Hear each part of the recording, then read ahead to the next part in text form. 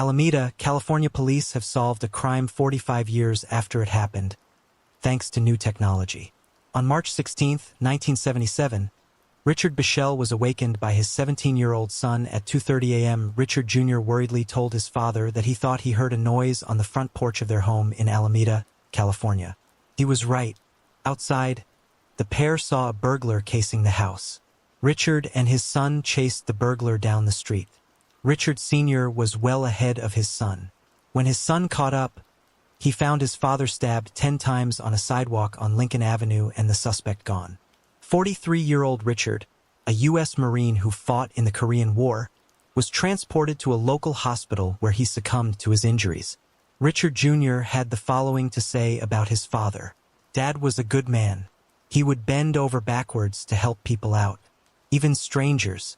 There was a possible suspect identified in the case, but due to limitation in DNA technology, charges could not be filed and the case went cold.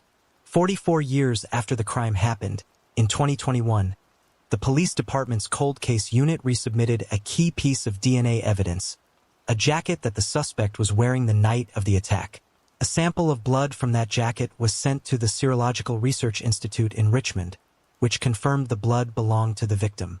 The following year, in 2022, the case was finally cracked and the perpetrator was identified as Richard Curley Bernard, who was 23 years old at the time of the crime. On March 22, 2022, retired Alameda Police Department Detective Lorenzo Graham said during a news conference he had been arrested and convicted for a series of Alameda burglaries, along with 2 known assaults. The detectives said that they also found circumstantial evidence finally proving that Bernard, who was a suspect back in 1977, was in fact the perpetrator. Bernard, who spent much of his life in prison for dozens of burglary convictions, was later shot and slain in Texas in 1989. Alameda County Deputy District Attorney Mark Melton said, "The suspect is deceased, but the family of the victim now knows the identity of the perpetrator and that law enforcement never stopped looking for him."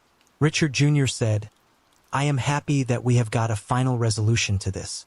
It has been on my mind for the last 45+ years. It has been a long, hard road, but I am glad we have a final resolution to this. On behalf of my family, my late mother, my 2 younger brothers, I would like to just say thank you to everyone. I do not know if there is any real closure. It does not change a whole lot, but we are glad that we do have a final positive ID." A young girl would lose her life, only for the detectives to learn that the perpetrator was very close to her. In March 2015, 18-year-old Angelica A.J. Hadsell was supposed to be enjoying a relaxing spring break at home from her first year at college, but it turned into a tragedy when she went missing. A.J. was going through a breakup at the time she returned home to Norfolk, Virginia, for spring break. This led her mother, Jennifer Wright, to believe that her daughter was blowing off steam when she went missing after sending a text that said she was out with friends. However, after A.J. did not return home and her ex-boyfriend, Corey French, found a piece of her credit card in the road, the investigators began to search more urgently for the missing teenager. The investigators initially suspected Corey, who A.J.'s stepfather, Wesley Paul Hadsell, had claimed had become obsessive over his stepdaughter. Wesley adopted A.J. because A.J. was getting her hermit, and she never used her biological dad's last name. Wesley, who had a criminal history, including convictions for bank robbery, breaking and entering and burglary, was proactive in the search for his missing stepdaughter. During the search, he was arrested for breaking into the home of a person, claiming he was suspicious that person had kidnapped A.J.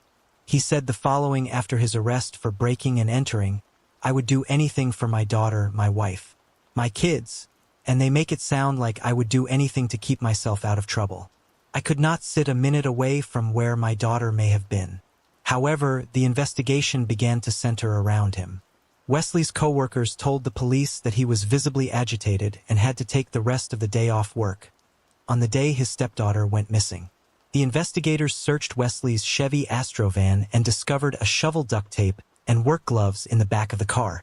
They also had a look at Wesley's GPS system on his car, and that led them to an abandoned house 60 miles away from the family's home. On April 9th, A.J.'s body was then discovered hidden in a ditch behind the abandoned house. The autopsy discovered that she had been poisoned intentionally with a heroin overdose. AJ was a softball player at Longwood University with a bright future. Norfolk Police Detective David Benjamin said, after more than 3 years, on November 19, 2018, 40-year-old Wesley was charged with slaying after he kidnapped and poisoned AJ. This happened after an investigation into his involvement eventually led a judge to say there was overwhelming evidence against him. The police investigating the case said that he kidnapped AJ while she was folding laundry and listening to music in the living room. The prosecutors said that he then tried to distract the police by lying and planting evidence in various places, including one of her jackets at a friend's home. Wesley admitted to breaking into the home, but denied hiding the jacket there. In 2020, his first trial was declared a mistrial after 2 days, over disagreements on what evidence the jury should be allowed to hear. On January 28, 2022, in court, the first person to take the stand was Jennifer, AJ's mom. She said that she and Wesley met in 2010 and ended up getting married a month after they met. They have one child together who is 10 years old. Jennifer said that in 2015, she kicked Wesley out of the house because she found out he started using illegal substances. He then decided to stay at a hotel close to their home. Jennifer said that she even tried holding an intervention with Wesley, his mother, and his nephew. On March 2, 2015, she picked AJ up from college. AJ was a freshman, double majoring in information technology and computer programming. Jennifer said that on the day AJ disappeared, Wesley called her at work to drop his personal truck off and pick up his work truck. She said that she told him to leave the keys in the mailbox just in case AJ needed to go somewhere. When Jennifer arrived home, she testified that AJ was gone. However, her wallet and coat were still in the home. The family also noticed some clothes of AJ's were missing, and a note was left on the kitchen table. The note read, "With everything going on, it is a lot to deal with." Jennifer said that she questioned the note because it did not make sense to her or her other daughters. During the search for AJ, Wesley often received tips and would go investigate them. Jennifer said that every time she found something out, she would let an investigator know what they found. Jennifer said that Wesley tried to blame Corey, AJ's ex-boyfriend, for her disappearance. Jennifer confirmed that Wesley and AJ were close, and confirmed that she does not believe he ever assaulted, touched, or made inappropriate comments toward her. She said that she did feel uncomfortable when she found out that he was doing illegal substances. The man who said that he sold illegal substances to Wesley also testified and said that he had been selling Wesley cocaine and heroin for years. A tense moment arose when Zach Hoffer, AJ's stepfather before Wesley, was prepared to make a testimony before the judge's sentencing. Wesley's attorney, James Alinson, objected, in which the judge sustained the motion, after which Zach had to be forcibly removed by authorities from the courtroom after yelling expletives toward Wesley. On April 4, 2022, Wesley Hadsell was sentenced to life in prison plus 15 years for ending AJ's life. The extra years is 5 years for concealing the body and 10 years for being caught with illegal substances while incriminated. Wesley continues to maintain his innocence. He again denied his involvement during a jailhouse interview by saying, "A house fire would end the life of a husband and father of 5. DNA technology would lead to the discovery of what truly happened on that day." On May 22, 2018, a fire was reported to Cannon City Fire at the home on the 1800 block of Pinion Avenue in Fremont County, Colorado. The firefighters then discovered the body of 76-year-old Kenneth Orchard in the charred interior of his own home, at the bottom of a stairwell near the front door. His wife, Laureen Orchard, was leaving her warm water therapy class when she got a call from a neighbor telling her that the fire department was at her house. According to an autopsy, Kenneth's cause of demise was strangulation and blunt force injuries. He had hemorrhages throughout his body and his eyes. On the inside of his lips, on the inside of his cheeks, his skull and his neck was fractured. Many witnesses came forward and told the investigators that they saw an unidentified male walking away from the Orchard residence on the morning of the fire. One witness told the investigators that she saw a male walking across Spring Creek Park around 200 yards from the fire. She told the investigators that he was in such a hurry and got into a white pickup truck and drove off. It was soon discovered that the white pickup truck was owned by Fremont Paving and Ready Mix. In April 2019, a former Fremont County Sheriff's deputy, Christopher Pape, was sentenced to 2 years in prison after pleading guilty to stealing silver ingots, nearly $6,000 in coins and other valuables from Kenneth's home while helping to investigate the case. The investigation was declared a fatal arson and a slaying, but it would take 2 years before a person would be charged in this case. DNA was found on an empty gas can on the house's front porch. In 2020, when tested, it matched to Matthew Rogers. The investigators also found items stolen from the orchard home at Rogers' parents' home, as well as burnt items of clothing. He also worked at Fremont Paving and Ready Mix in 2018. Rogers was dealt a slew of charges, including first-degree arson, first-degree burglary, and slaying in the first degree. Court documents painted a clearer picture as to what happened to Kenneth the morning of May 22nd. According to the Fremont County Sheriff Alan Cooper, this was a burglary gone horribly wrong. Rogers intended to burglarize the home of Kenneth. Kenneth had returned to his home after having worked his shift at Big Burger World and then stopped by the Family History Center at his church. The investigators believe that Kenneth was returning to his home in the middle of the burglary and Rogers attacked. 2 fires were then set inside the house, one in the master bedroom on the 2nd floor and another right in front of the front door of the residence. Rogers was being held at the Fremont County Detention Center without bond. The investigators did not have to look far in order to make an arrest. He was already being held at the detention center for separate, unrelated domestic violence charges. On April 5, 2022, 47-year-old Matthew Rogers was found guilty of all charges. At the sentencing on May 23rd, before both the prosecution and defense made their final statements, members of Kenneth's family made impassioned and heartbreaking statements to senior Judge Plotz. All 5 of his children recounted the horrors they have each had to live through after the atrocious slaying of their father. Lanai, Kenneth's eldest daughter, said, "I am done giving time to the man who ended the life of my dad. He took time and memories that did not belong to him. I am not giving him any more with the exception of this hour." Kenneth's son and second child, Lynn, also had thoughts to share with the judge and those gathered.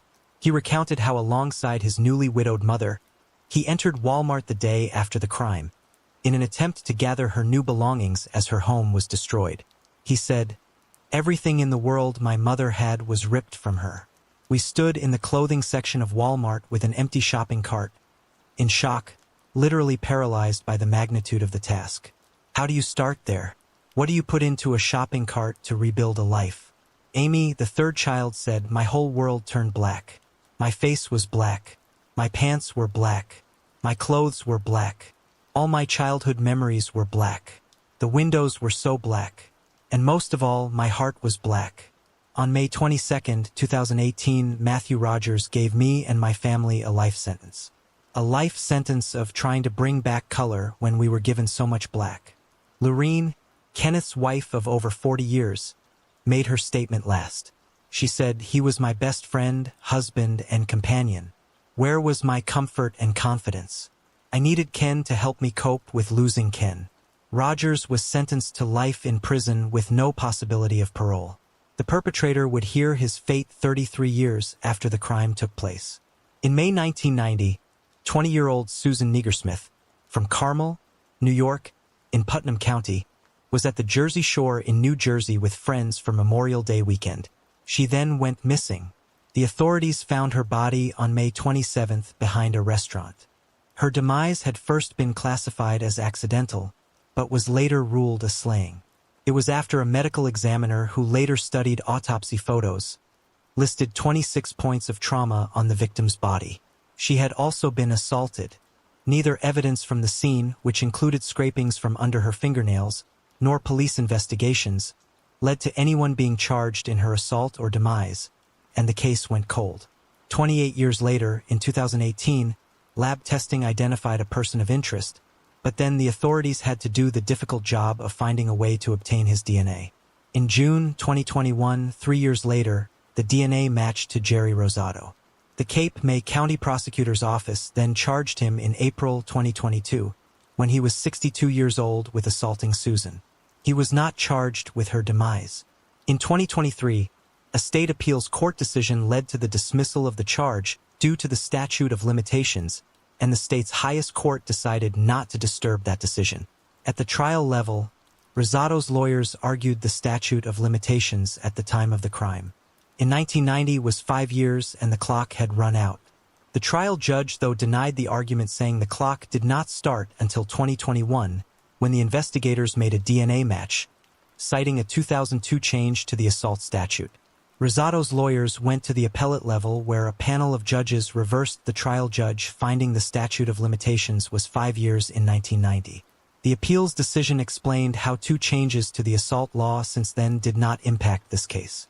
First, in 1996, the statute of limitations for assault was removed, starting for cases that had not yet run out, as of May 1, 1996. In Susan's case, the statute of limitation for assault ended May 27, 1995. And in 2002, an amendment to the assault law provided for a time exception for cases involving DNA or fingerprint evidence. But the amendment provided for no retroactivity, nor does other case state and federal case law. The state Supreme Court quoted the 2023 appeals decision, which found the 2002 amendment could not reach back and constitutionally revive a statute of limitation that had already expired. The decision effectively ends the case against Jerry Rosado. Emily Negersmith, Susan's sister, said, "She was just a young girl, 20 years, down with her friends. She did not deserve this. No one deserves that." Dawn Negersmith, Susan's other sister, said, We just want it solved so we can have closure on this case." The Salt Lake City, Utah Police Department could finally announce the closure of a cold case from 48 years ago. On February 28, 1974, 39-year-old James Bednarik was shot and lost his life at his own home in Salt Lake City, Utah. As part of the investigation, the investigators developed a profile about James. Through their research, the investigators discovered that he was selling stolen gasoline. The police discovered that a year prior to his end, James had gotten into a dispute with an owner of a gas station over stolen gas. James then shot and injured the owner as a result of the argument. In the investigation of who ended James' life, all available leads were explored by the detectives. However, the police were unable to identify the suspect and the case went cold. 44 years later, in 2018, the squad from the Salt Lake City Police Department used new forensic technology to test the evidence. However, no new leads were generated as a result of the test. In 2022, 4 years later, 2 retired police detectives, while having lunch, discussed the case. Eventually, the 2 detectives learned that George B. Toone had confessed to ending the lives of 2 men in Salt Lake County, including James Bednarik, at the request of the gas station owner. The detectives then requested the Salt Lake City Police Department Crime Lab to perform a forensic test on 2 latent fingerprints collected at the crime scene in 1974. Then those fingerprints came back to Toone. SLCPD Chief Mike Brown said in a press release, "And care both active and retired officers have in these cases. I am proud of our detectives. They never let up in their pursuit of justice." Based on the evidence they have in the case, Salt Lake City Police said that the detectives are confident that Toone was responsible for the end of James. Toone was hiding as he waited for James to return home in the 500 block of East 1st Avenue and then executed him. Toone lost his life on September 11, 2011, at 75 years old due to natural causes. In 2015, another case was linked to Toone. On October 28, 1976, 47-year-old rancher William Erkenbrack was shot in the back of the head with a high-powered rifle as he was opening the gate to his ranch in Clarks Canyon, Utah. If he were still alive, they would have had enough evidence to charge Toone. Blaine Erkenbrack and Bill Erkenbrack, Williams' family, said in a statement at the time, the modus operandi in each slaying was startlingly similar. James' family has been notified of the status in the case. The police are still continuing to investigate the reports that Toone ended a second person's life in Salt Lake County. A drive-by shooting would lead to a confession and the arrest of 3 people. On November 9, 2018, 23-year-old Tavant White and 21-year-old Alicia Justice were found deceased in a crashed black Honda Accord that hit a cement wall of the Natchez Stew Pot in Mississippi. When the Natchez police arrived on the scene, they discovered that the vehicle had been shot at several times. The police obtained surveillance footage from multiple cameras located near the scene and identified the vehicle from which the bullets were fired as a silver and gray 2008 Chevrolet Cobalt. Tavant was under grand jury indictment for armed robbery and possession of a weapon by a convicted felon. He had been shot before and no arrests were made in those shootings because Tavant did not cooperate with the investigators. The case would only be solved more than 2 years later when the police arrested 18-year-old Jameco Davis and 23-year-old Kendarius Davis and Jack Lawrence Jackson. The fourth person, Michaelaus Johnson, is deceased. In February 2021, Kendarius Davis was in the Adams County Jail undergoing questioning about a separate incident. During an interview with the investigators, he confessed to having information about the slaying of Tavant and Alicia. Warrants were issued for Jackson and Jamaica Davis. Jackson denied any involvement in the crime and claimed to be with his girlfriend on the night of the crime. Jameco Davis also denied any involvement in the crime and claimed to have been in Texas during the time of the crime. However, when the investigator showed Jameco Davis an Instagram video made on the day of the shooting, showing him and Kendarius Davis together and bragging about the crime, he admitted it was him in the video, but denied any involvement in the shooting. On October 10, 2021, Kendarius Davis recanted his original statement implicating Jameco Davis and Jackson. Instead, he offered up the names of 3 others as being responsible. On March 7, 2022, Kendarius Davis recanted his recantation, claiming he did so because he feared for his life. They knew Tavant White and started shooting when they saw him driving past them. On June 24, Jackson and Jameco Davis were sentenced to 2 life sentences to run concurrent with each other, plus another 10 years for firearm enhancements. Kendarius Davis entered a plea to second-degree slaying. He has not been sentenced yet.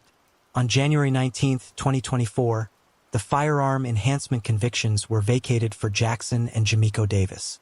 However, it affirmed the life sentence given to each of them. They appealed their sentence, claiming that the firearms enhancement was illegal, that the trial court did not follow proper procedure, and that the verdict was against the overwhelming weight of the evidence. Further, Jackson claimed in his appeal that Judge Blackwell erred in not separating his trial from Davis's. The court agreed with the firearm enhancement portions of the sentences and vacated those, but found that all other issues were without merit. A man was convicted almost 4 decades after he ended the lives of 2 women in California. Then, he interrupted his own sentencing hearing by singing in front of his victims' families. In 1986, 18-year-old Michelle Xavier and 20-year-old Jennifer Dewey's naked and lifeless bodies were dumped in a remote area of Fremont, California. Michelle and Jennifer attended a birthday party dinner together on February 2nd. Hours later, the young women were found deceased by a motorcyclist along Mill Creek Road. They had been shot and stabbed. Despite numerous tips following the crime and thousands of leads, the case went cold. The case went cold for more than 3 decades until a detective found that it was David Mish's DNA under Jennifer's fingernails. At the time of the crime, Mish was an illegal substance addict who lived in the Fremont area and was known to burglarize businesses. Mish's father, Robert, was an alcoholic who was aggressive towards his wife and son. As a result of the constant physical assaults, he lost all interest in the educational process and spent most of his time on the streets. He was convicted in 1990 for taking the life of 36-year-old Margaret Narcissa Ball and sentenced to life imprisonment. Mish is also linked to the disappearance of Michaela Joy Direct, a 9-year-old girl who was kidnapped from a Hayward parking lot on November 19, 1988. Michaela was with her friends at Rainbow Market when a man moved her scooter closer to his car. When she tried to get the scooter back, he grabbed her and drove away with her in his car. She was never seen alive again. In 2020, Mish was charged with ending the life of Michaela.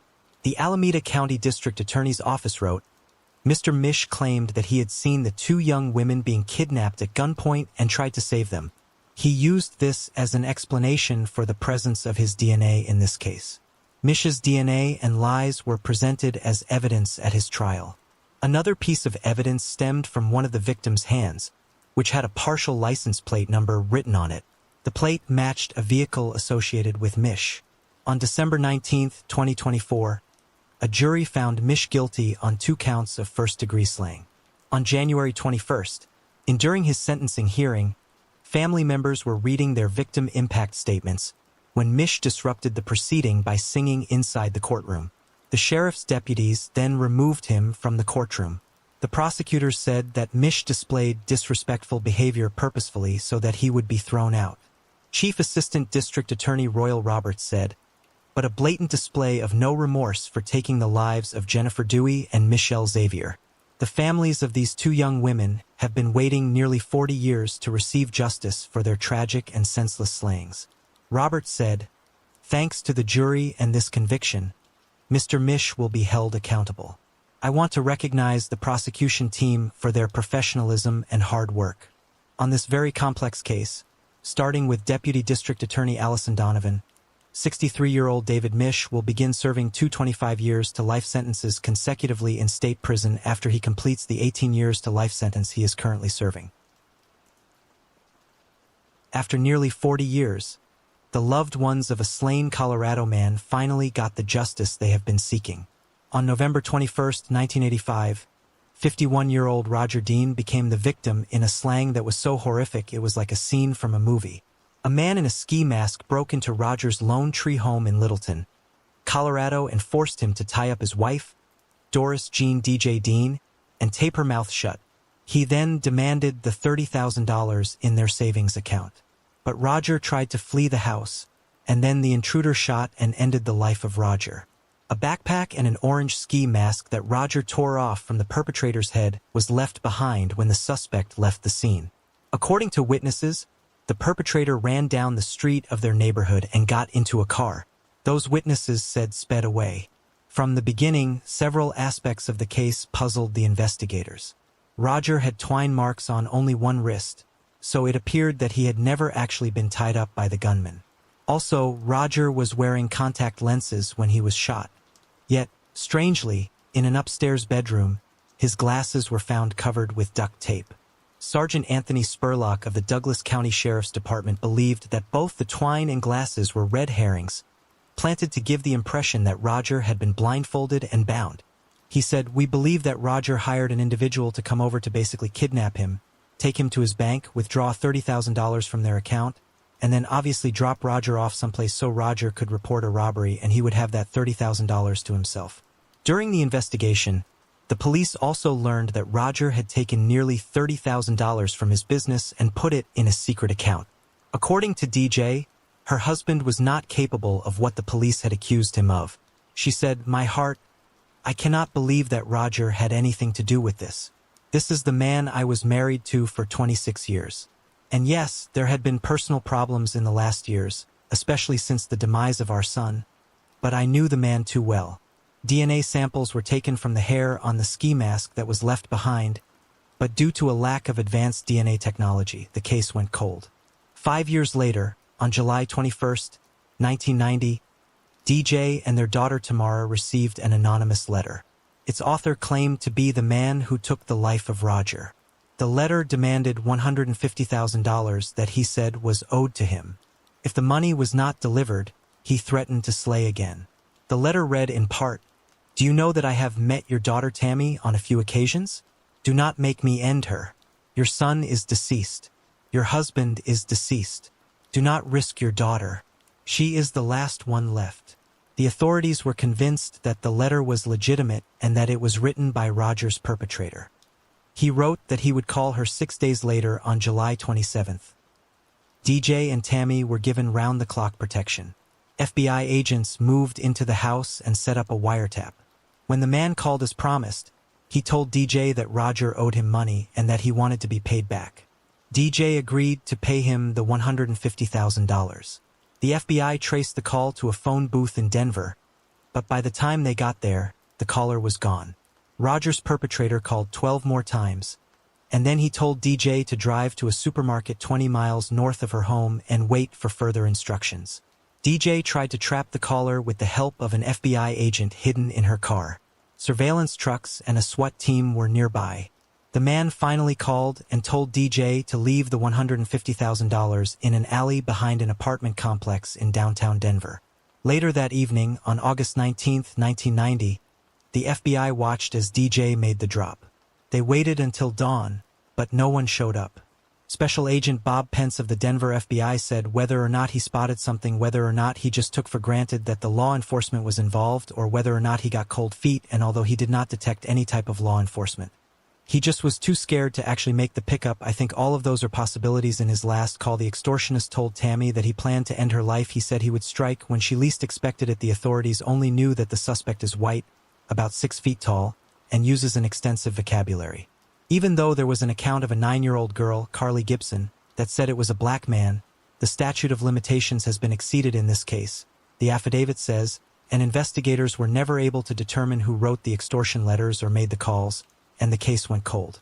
13 years later, in 2003, the Colorado Bureau of Investigation was finally able to develop a profile and enter it into a national database. There were no hits. Another 15 years later, in 2018, the investigators had another lab develop a different analysis. And in 2020, an investigator who was well-versed in DNA genealogy was able to determine the people who were likely the suspect's parents. That family had 2 sons.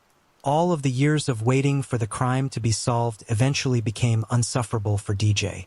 She took her own life in 2020, 7 months before genetic genealogical evidence would link the perpetrator to the crime scene. It took decades of advancements in DNA technology for the detectives to link the suspect with items left at the scene, the backpack and the ski mask. Law enforcement began to monitor the 2 brothers. One of them, Michael Shannon Jefferson, boarded the Spirit Airlines flight between Los Angeles and New Orleans, and 2 deputies joined him. The affidavit says the flight, detectives saw Michael drinking from a plastic water bottle. During the flight, Michael discarded the water bottle by handing it to a female flight attendant to be placed in the trash. Detectives intercepted the disposal and collected the water bottle without Michael knowing. Testing then determined that the DNA found on the water bottle was consistent with the profile of the samples collected from the ski mask in 1985. An investigator who boarded the cross-country flight with Jefferson also listened to the recorded phone calls sent by the believed sender of the letters in 1990 and said that he believed the voices sounded the same. The perpetrator, Michael Jefferson, was arrested on March 23, 2021, and extradited from Los Angeles to Colorado. On August 6th, on January 16, 2025, a judge sentenced him to 32 years in prison for ending the life of Roger, with credit for more than 3 years of time already served. It was the maximum sentence, but Douglas County's district attorney believes he could be paroled in as little as 8 years. The victim's daughter said that her father's perpetrator has never taken accountability. Tamara Dean Harney said the following, referring to all of Jefferson's court hearings of the past few years. I have been sitting behind him for 4 years. His expression is exactly what it was the entire time. He seems emotionless. He does not take any accountability. He does not seem like he cares. Tamara also said, he could have done a lot for me and a lot for himself if he would have just talked about why he did what he did and offered an apology. Or a recognition at all would be helpful. I have no respect for the person at all, Tamara said. Given trial delays and the debacle with the recent DNA scandal in the Colorado Bureau of Investigation, I think it is a good thing Mom was not here to witness this. If she was not already deceased, this process would have ended her. The DNA test that would link Jefferson to the crime is also the reason he pleaded guilty to a lesser offense, conspiracy to commit slaying, than he was originally charged with. Former forensic scientist Yvonne Missy Woods worked on this case, and after she was found to have manipulated DNA in other cases, the prosecutors felt that it was too big of a risk to go to trial, even though Jefferson's DNA result was also confirmed by an independent lab. A possible motive is that Jefferson was in a relationship with a woman that was an employee of Roger, so he could have thought that Roger was wealthy and he therefore wanted money from him. Tamora said the following in court, I never gave up hope that today would eventually come. Trying to put into words the impact that Michael Jefferson has had on me is challenging at best. He not only ended my dad's existence, but over the years, He purposefully attempted to make me question my safety and security, as well as the inherent goodness of people. A former Florida sheriff's deputy has been identified as the suspect in a crime that took place 45 years ago. At around 2 a.m. on November 5, 1979, Sheriff's Deputy John Greer radioed dispatch to say he discovered a slaying at the farm store in Ridge Harbor, Florida. The victim, 25-year-old Adele Marie Easterly, an assistant manager at the store, had been shot once in the back and once in the head with a 12-gauge shotgun. The perpetrator, the sheriff's deputy said, escaped with approximately $7.34 from the store. Some deputies were suspicious about John Greer, but they did not have substantial evidence to connect him to Adele's case. A few months earlier, on August 27, 1979, Greer had called the sheriff's office to report that his wife, Jackie Greer, had shot herself in their home in Port Charlotte. He told the responding deputies that he was awakened by a pop and saw smoke coming from a closet in the home. Inside, he found his wife's body. The investigators had suspicions about the incident, but they were not able to link their concerns with evidence. Greer remained free. Roughly a year later, on October 3, 1980, Greer resigned from the sheriff's office 4 days after a female friend of his was found deceased. She was found sitting in her Ford Mustang in a wooded area of Port Charlotte, Florida, 9 days after she was reported missing by her husband. The sheriff's office suspected that she overdosed on pills because empty pill bottles were found in the car and a note was left behind. Her husband, however, told the sheriff's office that Greer used to follow her around and attempted to have relations with her. The sheriff's office followed up on numerous leads in Adele's case, including a friend who said Adele was having an affair with a married Charlotte County sheriff's deputy. The friend recalled Adele describing the deputy's account of his wife's demise as an accidental shooting that occurred after an argument. Eventually, the case went cold. Greer went to work at other police and sheriff's offices, usually near the west coast of Florida. He was also a pilot and held various aircraft positions. 36 years later, in 2016, the Cold Case Unit released a news statement detailing their suspicions in the case without giving a name. They said that it was, let potential witnesses know a law enforcement officer was potentially involved. Their hope was that someone would come forward with information and finally there was a breakthrough in the case. A former sheriff's office explorer came forward and told the investigators that Greer had assaulted her and spoken about ending the life of Adele.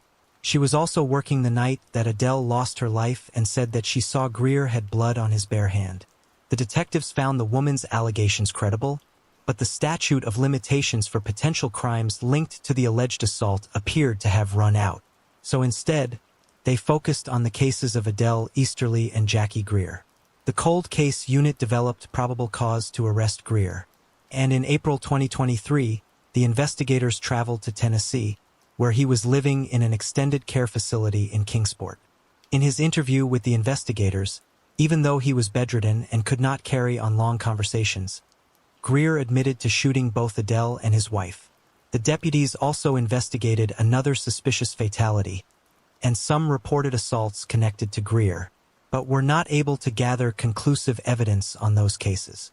Sheriff Bill Prummel said the following in a statement about the case: "It was determined that Greer would never be well enough to stand trial." He passed away at the care center in Tennessee on March 2, 2024. He was 77 years old. In January 2025, after 45 years, the sheriff's office says the long unsolved case is closed. It took 16 years for Chicago police to arrest their suspect in a 1999 slaying and another decade for him to be sentenced. On May 21, 1999, 65-year-old Marjorie Collette were found deceased in her bed by her niece in the Edison Park neighborhood in Chicago, Illinois. Jerome Lawrence and another man had been doing remodeling work on Marjorie's house in the days before she was found, so they became suspects. After Lawrence stole his wife's car and called her from Arkansas and Georgia for help, she reported him to the Chicago police. For days after the crime took place, a detective and assistant state's attorney went to the Marion jail in Arkansas, where Lawrence had been picked up on a charge of theft by receiving and an Illinois charge of parole violation. The authorities locked Lawrence, whom they found in possession of Marjorie's belongings, in an interview room. After questioning him, they returned that evening to an empty room. Lawrence had crawled through the ceiling and walked out of the jail, becoming the fifth person to escape from the then new facility. The last time Willie Britton saw his stepfather was earlier the year when Lawrence was being arrested on a domestic battery charge for beating Willie's mother. Within a month of that arrest, the police were interviewing Willie and his mother about Lawrence in connection with a far more gruesome crime: the slaying and home invasion of far Northwest Side resident Marjorie Collette. Willie said that Lawrence came up with the plan for the home invasion, which he discussed with his relatives. Willie said he saw this as a way to support us a second chance. He figured he had this lady and she would be his easy come-up. Lawrence believed that Marjorie, who had worked at Walgreens for 35 years and had retired months earlier, was rich. He smothered Marjorie with her pillow, slit her dog's throat for barking, and went off with a bag full of her electronics and a safe. Lawrence, who was arrested multiple times in Florida and used an alias there, was never connected by Florida authorities to the Chicago case. On February 11, 2015, 16 years later, 32-year-old Willie, who has had nightmares about seeing his stepfather again, relived one of his worst fears as he walked past Lawrence. They were in the 5300 block of North Lincoln Avenue in the city's Budlong Woods neighborhood. Willie said, "I could not believe it. My jaw almost dropped. I pulled out my phone and called the police. I told them his name and that he is wanted for first-degree slaying and he has been wanted for 16 years. Willie went into a nearby Chase Bank as he awaited the arrival of the officers. When the police responded minutes later, he ran outside screaming to point out Lawrence. But the police, Willie said, were reluctant to arrest Lawrence, who presented them with a Florida Department of Corrections ID with a different name. Joseph Mahar, Willie said, "They almost let this man get away again. He presented the bogus ID. I am like, look, I know 100% fact this man is my stepfather." The police then arrested Lawrence after checking his Illinois Department of Corrections photo and eventually confirmed his identity with fingerprints. He was then charged with first-degree slaying. On September 14th, Lawrence had swapped the jeans and gray hoodie in which he was arrested for a brown Department of Corrections jumpsuit. When Lawrence walked into the Cook County Circuit Court courtroom, he stared into the sparsely occupied gallery, where Marjorie's niece, Judy Beavis, was seated. Judy, who anxiously leaned over the courtroom benches with her hands clasped during the hearing, said that once an inmate is in custody, his identifying information, including name and fingerprints, is sent to the Florida Department of Law Enforcement, which in turn relays it to the Federal Bureau of Investigation. The FBI then assigns the inmate a number. In Lawrence's case, the FBI officials assigned him a second number before they made a connection between his warrants in Illinois and the new arrests in Florida. Prosecutors portrayed Lawrence as a career criminal, pointing to 6 felony charges, including burglary and robbery in Cook County, and for other felony charges in Florida, including fleeing and eluding in 1999, robbery in 2000, and arson in 2005. Nearly a decade after he was arrested on February 4, 2025, 55-year-old Jerome Lawrence was sentenced to 17 years and must serve 85%. He will be given credit for the 3,434 days already served. Carol Barrett. In March 1980, Carol Barrett, an 18-year-old from Zanesville, Ohio, set off on what was meant to be a fun spring break trip with her friends to Daytona Beach, Florida. However, the trip took a tragic turn when Carol was kidnapped from her motel room by an armed man. Despite her friends' desperate attempts to save her and extensive police efforts, Carol's body was discovered days later near Jacksonville, Florida, far from where she was last seen. For decades, her brutal slaying remained unsolved. Carol Ann Barrett was born and raised in the tight-knit community of Zanesville, Ohio, known for its strong family values. As one of 6 children, Carol grew up in a lively household filled with love and support. Her family was close, and the sense of community was always a defining part of her life. Wayne and Patricia Barrett, Carol's parents, were actively engaged in their children's lives, ensuring they had a stable and supportive upbringing. From an early age, Carol displayed resilience and independence, earning the admiration of both her family and friends. Her level-headedness and practicality were qualities that made her well-liked and respected by those who knew her. Carol possessed a calm demeanor and the ability to manage stressful situations with poise, qualities that her family believed would benefit her as she grew older. By the age of 18, Carol had cultivated a wide range of interests and a strong sense of direction for her future. As a dedicated member of her high school band, she enjoyed the travel and performance opportunities it provided. One standout trip to Colorado sparked a love for exploring new places, further fueling her desire to experience the world. This subsequently fueled her desire to plan a spring break trip to Daytona Beach, Florida. Carol's father, Wayne Barrett, had reservations about the trip but relented. He knew how much it meant to his daughter. Carol had worked part-time at a Wendy's restaurant to save up for the trip for nearly a year. As spring break approached, the excitement was palpable. On March 20th, 1980, Carol and her friends embarked on a road trip to Florida, driving through the night.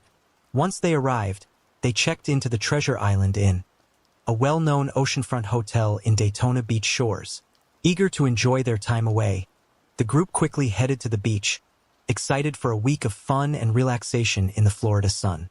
However, their vacation took a chilling turn in the early hours of March 23rd.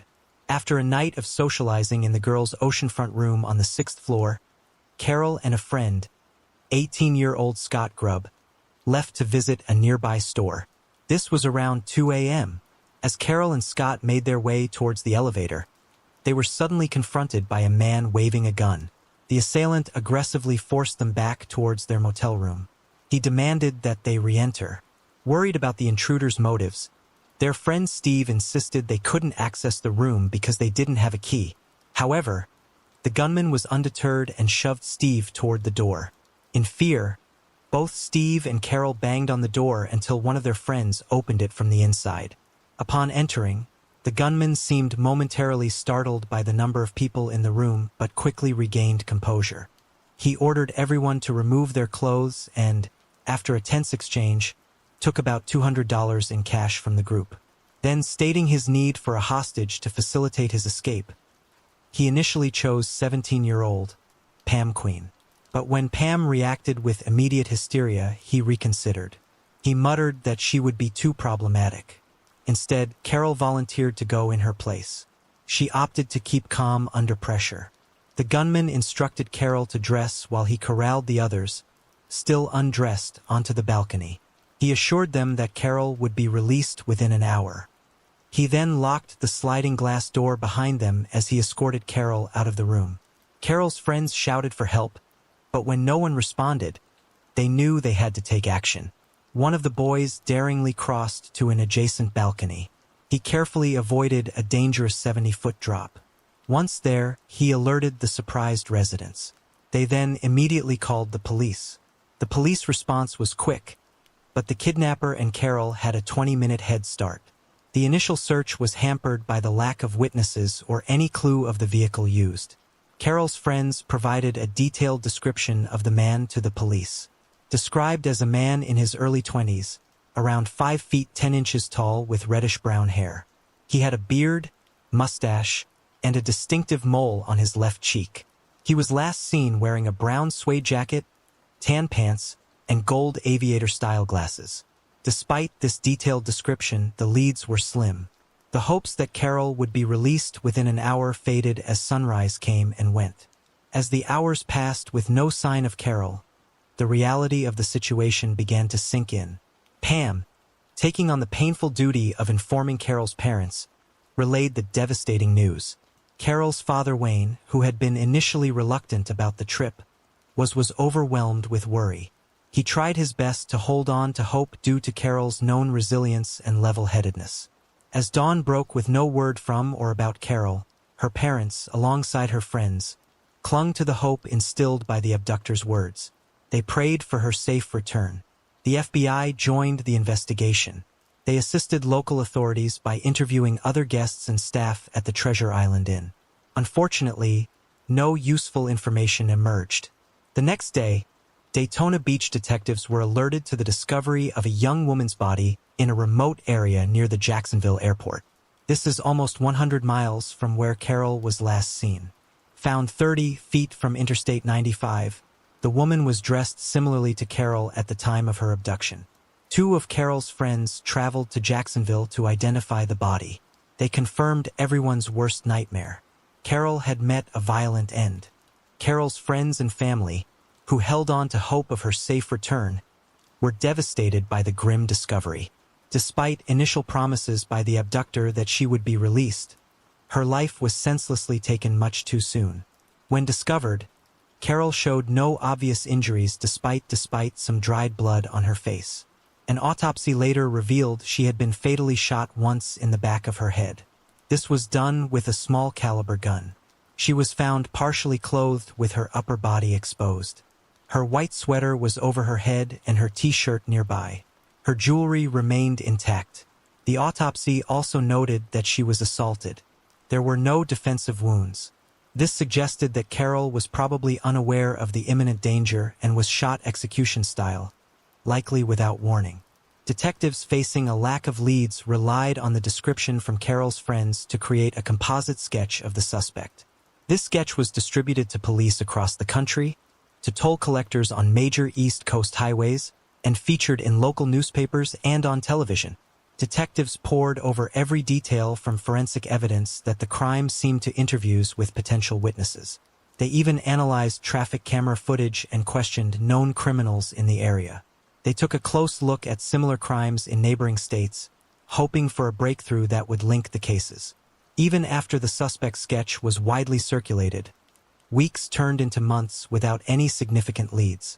Years passed and Carol's family, while devastated, continued to work with law enforcement. They urged them to keep the case open and the public engaged. Each year, on the anniversary of Carol's disappearance, local newspapers would feature stories reminding the community of the unresolved crime. They hoped to jog someone's memory or conscience, but eventually, the case went completely cold. It was not until August 2017 that Carol's case was reopened by the Jacksonville Sheriff's Office Cold Case Unit, after a detailed review of the evidence. A few years later, in 2020, a significant breakthrough came when 65-year-old Billy Mansfield Jr. was identified as a suspect. He is a convicted serial offender and was already imprisoned since 1982 for the slayings of multiple other women. Mansfield, who was 24 at the time of Carol's tragic demise, confessed in September 2022 to being the person depicted in the initial police sketch. His confession happened after multiple interviews lasting over 2 years. He admitted to both the abduction and the violent crime. Mansfield had been convicted in 1982 of brutally taking the lives of 5 different women across California and Florida. His home in Hernando County, Florida, had the gruesome discovery site of 4 sets of human remains during the initial investigations. 2 of these remains were identified quickly, but 2 remained unidentified until February 2022. Deputies did not say how the search was narrowed to Mansfield, but Dan Jansen, Jacksonville's Sheriff's Office cold case supervisor, said that the Sheriff's Office had a partial palm print from the suspect to accompany the police sketch. Although he confessed to the Carol Barrett case in 2024, authorities chose not to pursue further prosecution. Mansfield is already serving a life sentence in California and 4 concurrent life sentences in Florida for his previous convictions. After almost 44 years, this breakthrough provided some closure to Carol's family. This confirmed the identity of the perpetrator after years of agonizing uncertainty. Blair Gilligan, Carol's niece, said she was 3 years old when her aunt's life was taken, but does remember her. She wants others to remember her as well. Blair had no memory of the day she nearly drowned as a small child, but she does know she is here today because of her Aunt Carol. She jumped in and pulled me out and gave me CPR until the ambulance came. She was a hero multiple times over. Even though Carol was young herself, Claire said she was like a second mom to me. I can remember her giving me baths, and do you remember those little oil bath beads? She would always use those. I can remember her making me corn with mozzarella cheese in it. No-bake cookies were Carol's absolute favorite, and they are also yours. Claire shared that Carol was a loving daughter, sister, and friend. A person who was trustworthy and easy to confide in, making anyone feel comfortable around her. While the resolution of the case brings some closure, it's bittersweet. as there will be no prosecution of Mansfield due to his existing life sentences. Carol's family will never see him specifically held accountable for her tragic fate. Ryan Bachman, the founder of Project Cold Case, noted that for some families, knowing who the perpetrator was and that they're no longer out there harming others is enough closure. Moving on to the next case. Alan Ruby. Many of us recognize the chilling image of Pogo the Clown, the unsettling character John Wayne Gacy portrayed in the 1970s, with his painted face and a bundle of bright balloons. This image starkly contrasts with the twisted reality of Gacy's true nature. However, not all eerie photographs are immediately apparent. Often, it's the most ordinary-looking images that hide the darkest secrets. One such example is a photo posted by 19-year-old Alan Ruby on October 12, 2014. The picture shared on his Instagram with the caption, "College wouldn't be half as great without these two peaches." Appears harmless at first glance, but the backstory behind it takes a sinister turn when it's revealed that just 3 days earlier, Ruby had brutally murdered his entire family while pretending to be unaware of the horrific events that transpired in his parents' home. John and Joy Ruby, residents of Duncan, Oklahoma, were well-known figures in the community. Both worked for the local newspaper, the Marlow Review, with John having previously served as the publisher of the Duncan Banner, until the family sold the business in 1997. Together, they had 2 children, 17-year-old Catherine, a junior at Duncan High School, and 19-year-old Alan, a student at the University of Oklahoma. The Ruby family was affluent, enjoying a lavish lifestyle. Alan, in particular, was known for his extravagant spending, often treating friends to hotel stays, traveling around Europe, and indulging in designer shoes for himself. Alan Ruby was always adorned with a gleaming Rolex and traveled first class, often looking down on his fellow students who could scarcely afford more than instant noodles for dinner. In a blog post from March 2014, he shared his obsession with luxury and excess, writing, "There is no bigger rush than getting to the register at a store and swiping your credit card. In that moment, you're waiting for the screen to say approved. You start to get heart palpitations and a rush of adrenaline. By the time she hands you your stuff, you are so high on adrenaline that the $15,000 total doesn't even faze you until you're home and see the receipts." But Ruby's taste for the good life had gotten wildly out of hand in the months leading up to the murders. In January 2014, he pleaded guilty to a charge of credit card theft after stealing his grandmother's card. He owed $491 in fines and court costs, and was scheduled to appear again in court on November 12th for his final sentencing. His parents had paid for him to go on a trip to Europe, but he had used his grandmother's credit card to pay for the experiences he had while they're racking up $5,000 in charges. 2 years before that, he had reportedly assaulted his own mother after they fought about his spending habits. She opted not to press charges. By the time of the murders, he owed $3,000 to a loan company and was being investigated for having stolen and forged $17 a half $1,000 worth of checks. The theft of his grandmother's credit card, though, was the final straw for Joy and John, who cut Ruby off financially. The family's housekeeper, Rosie, later testified that Joy had tearfully told her about the things she'd heard from a friend. Reportedly, Ruby was going around telling his friends he was going to kill us. On the morning of October 13, 2014, Rosie called the police. She was distressed and shocked and explained that she had turned up to work to find 3 Ruby family members dead. One neighbor recalled being baffled by the triple murder, stating, "They were a good family. They would always help you out. If your car wouldn't start, they'd come over and jump it, or if your dog ran off, they'd try to help you catch it. Just neighborly things." Rosie told investigators that she was not sure whether or not to report to work on the morning of 13th, as she hadn't heard from Joy. She decided to on the side of caution, and showed up at the family home anyway, where before long she discovered the bodies. Joy was on the kitchen floor, John face down in the doorway between the kitchen and dining room. The family had been dead for 4 days. Hours after the bodies of his family were discovered, Ruby was arrested in connection with the credit card theft case. When informed that his parents and sister were dead, he began, quote, wailing and crying and having a hard time. Eventually, investigators said he settled down enough for them to interview him.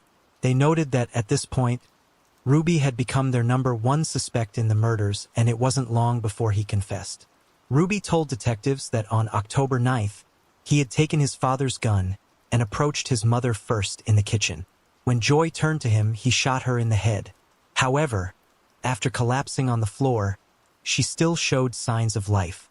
So Ruby shot his mother once again. His 17-year-old sister, Catherine, was outside, but came impossibly after hearing the commotion. As she stepped into the kitchen, he shot her once. Ruby believed she died instantly. His father, John, was the last one to die because he had been at work all day. When he returned home about an hour after Catherine and Joy were shot, he entered the kitchen only to be met by his son.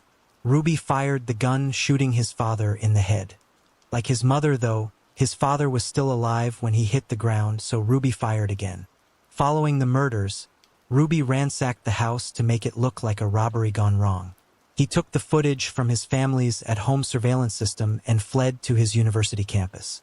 He disposed of the gun and surveillance footage in a lake en route.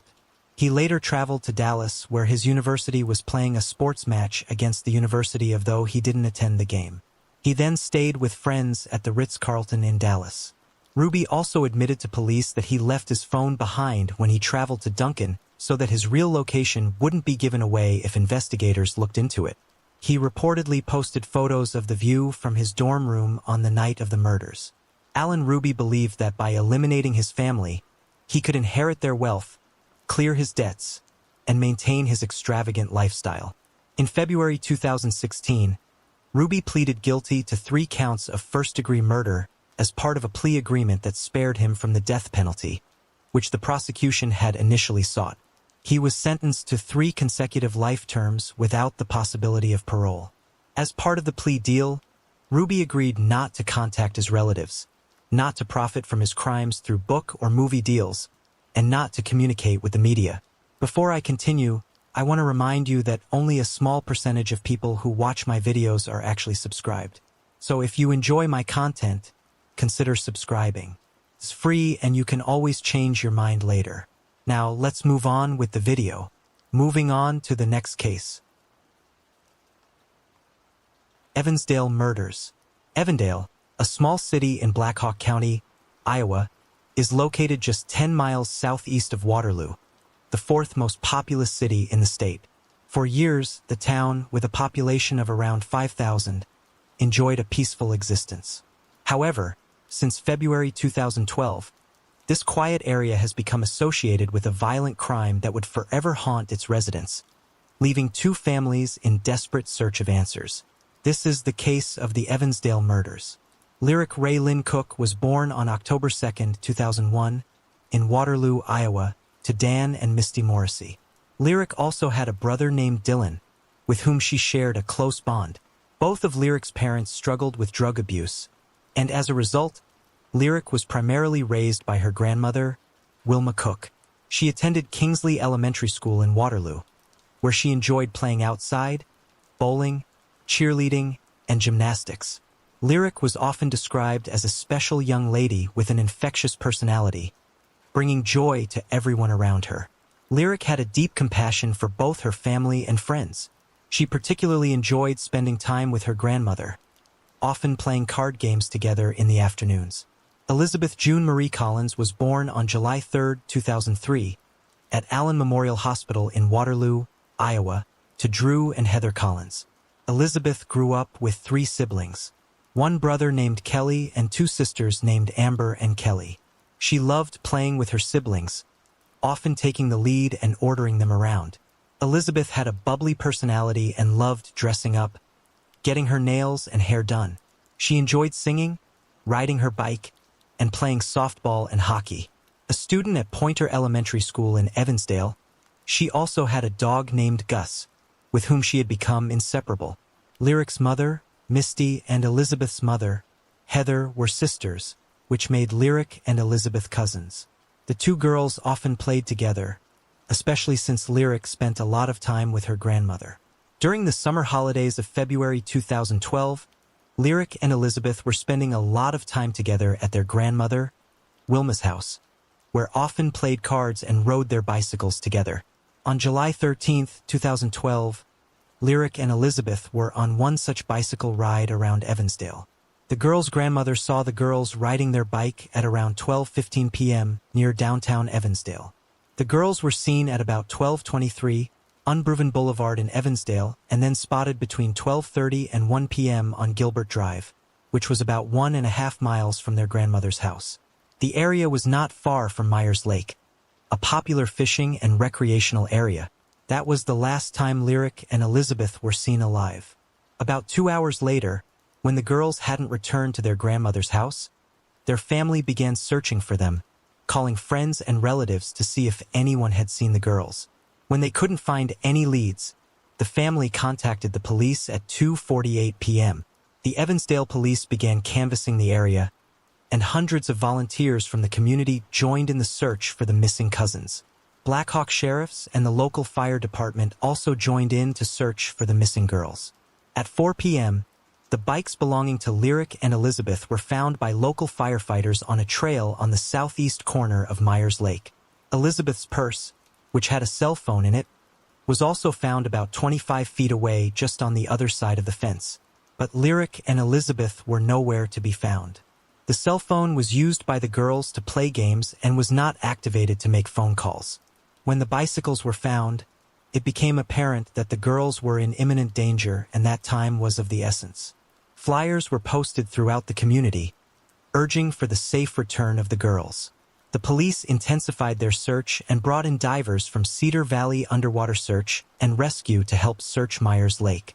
Officers carefully paddled around the lake in kayaks, and a group of 3 officers walking along the southeast shoreline discovered a cup. One of the officers, wearing gloves and carrying an evidence bag, picked up the cup and took it back to a patrol car parked along the bank. Officials didn't identify the object or even confirm whether it was related to the search. After several days of setback, the lake was partially drained, but they failed to find anything. Agents from FBI's Child Abduction Rapid Deployment Team were also called in for the search. Meanwhile, volunteers, searchers, and sniffer dogs searched around the lake and trails.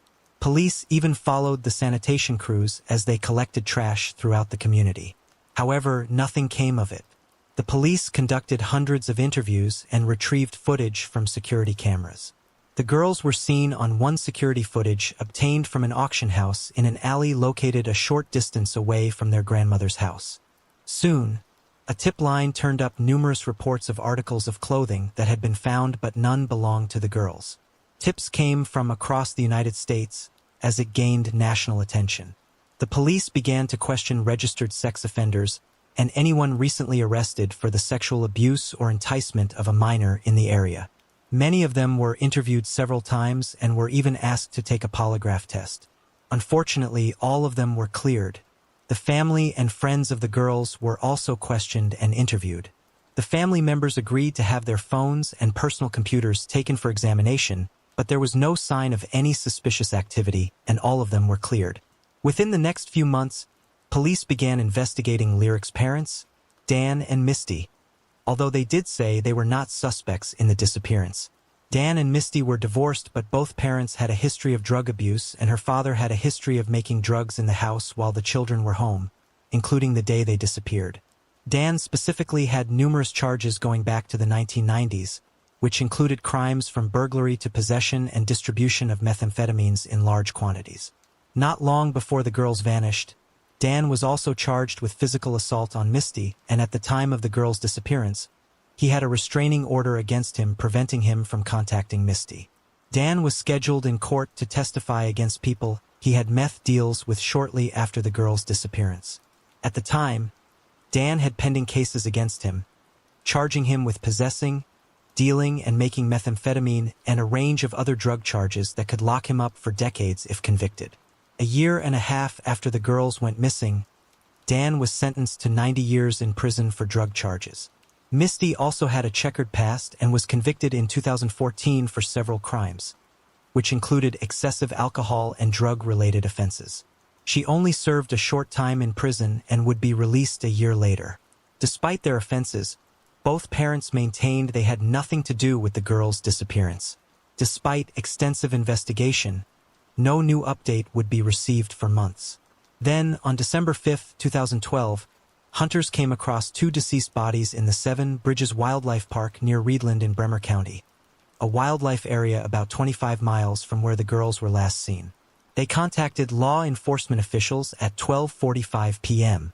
The next day, Chief Deputy Rick Aubin with the Black Hawk County Sheriff's Office held a press conference to announce officials were confident that the bodies were those of Lyric and Elizabeth.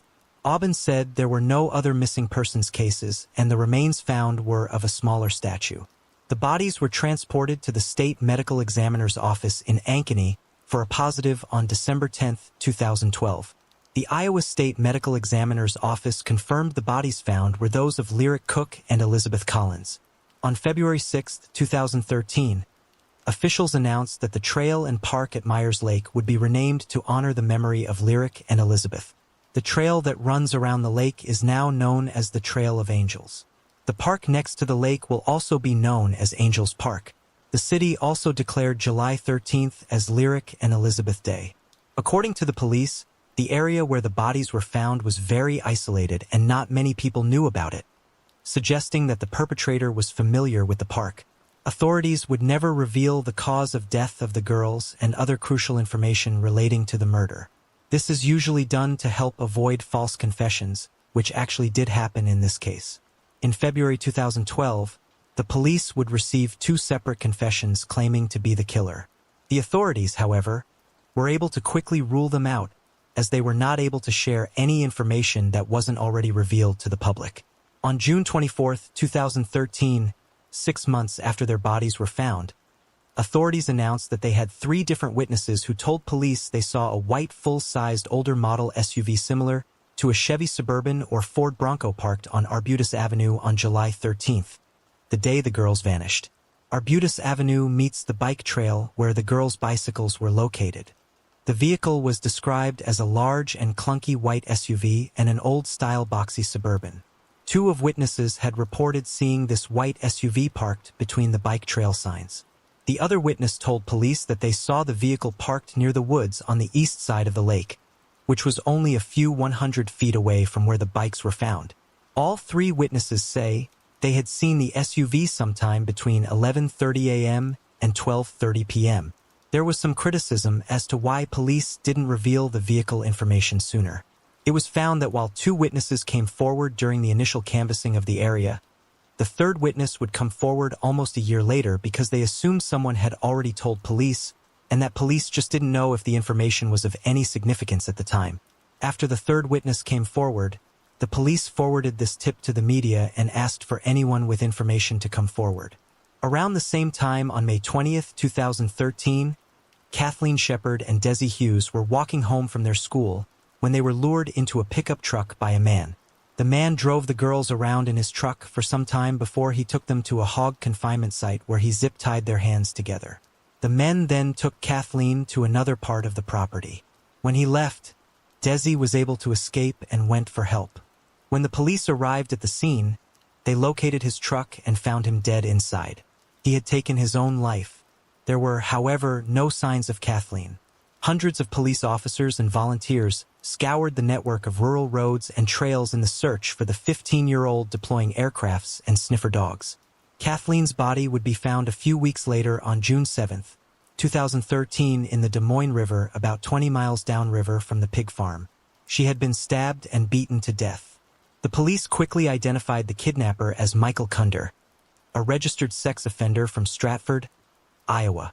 Kunder had spent years in and out of prison, including time served for a 1991 conviction on charges that he kidnapped and assaulted a woman and kidnapped 2 3-year-olds. Luckily, all of the victims had survived. The abduction came less than a year after the disappearance of Lyric and Elizabeth Cook and less than 100 miles from Evansdale. Moreover, Kunder had recently been released from prison in February 2011. All of this led police to wonder if Kunder had anything to do with Lyric and Elizabeth's murders. However, on May 14, 2014, police pretty confidently said that Michael Kunder was no longer a person of interest in the Lyric and Elizabeth case. In February, a 58-year-old man named Jeff Altmeyer was arrested when he tried to lure away 2 elementary school girls while they were returning from school. It was found that he had been enticing children all over Iowa and Ottawa, Jasper, and Grundy counties. In fact, in February 2016, Jeff had attempted to lure dozens of children into his car. He was also a suspect in at least 2 other cases of sexual assault on underage girls. He would later be sentenced to life in prison for these crimes. Police investigated him as a potential lead in the Evansdale murders, but so far there is no evidence linking him to the crimes. Jeff is still a person of interest in the Evansdale murders. In February 2018, 36-year-old Teresa Guillermone crossed the train tracks with her 8-year-old son as the train approached, but then returned to the center of the tracks as the train drew near and pulled her son onto the tracks at the last moment, killing both of them instantly. Police at first thought it was a tragic accident, but after checking the CCTV footage and talking to Teresa's friends, police realized it was a murder-suicide. During their investigations, police found out that Teresa had told her community support specialists at Genesis Development, Julie Croft and Belle Plain, that she had kept a 6-page letter in a box in her house. The letter was written by the men who had supposedly killed Lyric Cook and Elizabeth Collins. Teresa said she used to hang around with these men and that they had admitted to the crime. Investigators executed a search warrant taking several items from Teresa's home. Other items found while executing the search warrant included 4 cell phones, 2 notebooks, and 2 sealed envelopes that said, "To Jeremiah from Henry" and "To Phaedra from Henry." Teresa's son was named Henry. They also found a 6-page letter, but it did not contain any additional information that Julie hadn't already told them about. Teresa also told Julie that her medications made her feel like standing in front of a train about 3 months ago. During the investigation, authorities also found that she didn't have much for immediate family. Both her parents were deceased and she had no siblings. Police believe that Teresa's mental health probably made it hard for her to differentiate what was real and what was not. It is unknown if Teresa and her son's death were linked to the Evansdale murders. Over the last few years, some have speculated that Lyric and Elizabeth's murders might be related to the February 2017 murders of Abigail Williams and Liberty German in Delphi, Indiana. There were some similarities in the 2 murders, but police have since ruled out any connection between the 2 murders. The Evansdale Police Department has said that the perpetrator is likely to be local, and the FBI's Behavioral Analysis Unit, the BU, has analyzed the case and believed that one person is responsible for the abduction and murders and released an outline of the offender's profile. The offender is believed to be familiar with both Myers Lake and Seven Bridges Wildlife Area in Bremer County. The offender selected Seven Bridges because he was familiar with how secluded the area is. The offender blends in with and maybe is part of the Evansdale, Bremer, and surrounding communities. The perpetrator most likely used quiet coercion to gain compliance, such as a ruse or threats of violence to get the girls to leave with him. During July 2012, the perpetrator may have been experiencing stress due to spousal problems, financial difficulties, legal trouble, employment difficulties, or mental health issues. The offender might avoid discussing the case or could show interest in following media coverage of the developments. They may not have a history of abducting or attempting to abduct other children or adults. After the disappearance, the suspect may have altered their appearance, changing their hairstyle or facial hair. The offender's vehicle could have been hidden, suddenly sold, or modified with a new paint job or reupholstered interior. Police have followed up on more than 1,000 leads and interviewed over 300 sex offenders. Yet the case remains unsolved. If you have any information about the murders of Lyric and Elizabeth, please contact the authorities. William and Ina Campbell. William and Ina Campbell, a couple in their 80s, lived peacefully in their home on Jackson Road in Clarksville, Tennessee in 2010. On January 29, 2010, their neighbor, Daniel Champagne, who had a close bond with the Campbells and considered them like second parents, tried calling them several times. Daniel, who also had a key to their house, became concerned when he couldn't get in touch with them. So when they did not answer any of his calls, he went inside. He found that the house had been ransacked. The kitchen cabinets were all open. Daniel also made a gruesome discovery. He found William and Ina in their bedrooms, each with a gunshot wound to the head. They had medical issues and slept in separate beds. Ina still had her oxygen tube inside her nose when he found her. It was determined that their lives were taken while they were sleeping. Neighbors told investigators that this is strange, as their dogs would have barked if a stranger came in and woke the Campbells up. It led investigators to believe that the person responsible knew the dogs and the couple. Their adopted son, William Roger Campbell, then became a person of interest. It was speculated that he would gain financially from the crime. No evidence that he took his parents' lives could be found, however, and the case went cold. Then, on June 21st, William Roger Campbell was arrested at his home in connection with the case and taken to Clarksville. He was taken to the Montgomery County Jail. Investigators did not initially give the reason of why he was arrested, but you have to believe that his appearance does not help his case. Detective Keenan Carlton had this to say: "These were innocent victims. These were people who were beloved by their community. They lived in their neighborhood for a number of years. Their neighbors loved them, and they're all happy to see some resolution." Keenan gave credit to detectives who worked the case a decade ago for laying the groundwork in the investigation, and said a recent review of the case allowed detectives to put the final piece of the puzzle together and arrest Campbell. His trial started in January of 2023. During the trial, it was mentioned how Campbell profited financially from the crime. Bill Campbell's estate was worth well over $130,000, and his wife Ina's estate was over $120,000. Altogether, their Solar Roger Campbell received $180,000 from his parents' estate. It was also made public that he was seen leaving the crime scene just 40 minutes after police believed Bill and Ina's lives were taken. The fact that the dogs didn't bark was also brought up, as well as the fact that no valuables were touched. Jewelry boxes appeared undisturbed. Lock boxes had not been tampered with. Approximately $2,800 was still there. Checks remained on the dining room table, and most shockingly, the guns were also all there. The son of Campbell, Sean, described having a close relationship with his late grandparents, but had only seen his father a handful of times growing up. "I've been on this earth 35 years, and in that 35 years, I've spent less than 24 hours around him," Sean Campbell said. After the funerals of Bill and Ina Campbell, Sean Campbell was made aware of an estate auction that took place at the Campbell's residence. According to him, he was never contacted by his father to keep any of his grandparents' items as keepsakes. Linda Campbell, ex-wife of Campbell and mother of Sean, also testified. At the time, she worked at the commissary. On January 26, 2010, 3 days before the bodies were found, Linda was paged to Register 17, where she was startled to see Campbell and his mother, Ina. Before then, she hadn't seen or spoken to him in almost 13 years. Campbell struck up a conversation with her and told her he was in town visiting and would be leaving on 28th. "I thought, why do I care when you're leaving?" Linda Campbell said. She had never been paged by Ina, William, or Roger before then. It appeared as if Campbell wanted to create an alibi. Agent Frederick McClintock, a CPD drug agent and crime scene investigator in 2010, said that during their detailed search of a crime scene, he found a bottle of palmolive dish soap with a red-brown material on the back that appeared to be blood. In a field test swab, the material tested positive for blood. Later, this blood was identified through DNA to be Roger Campbell's.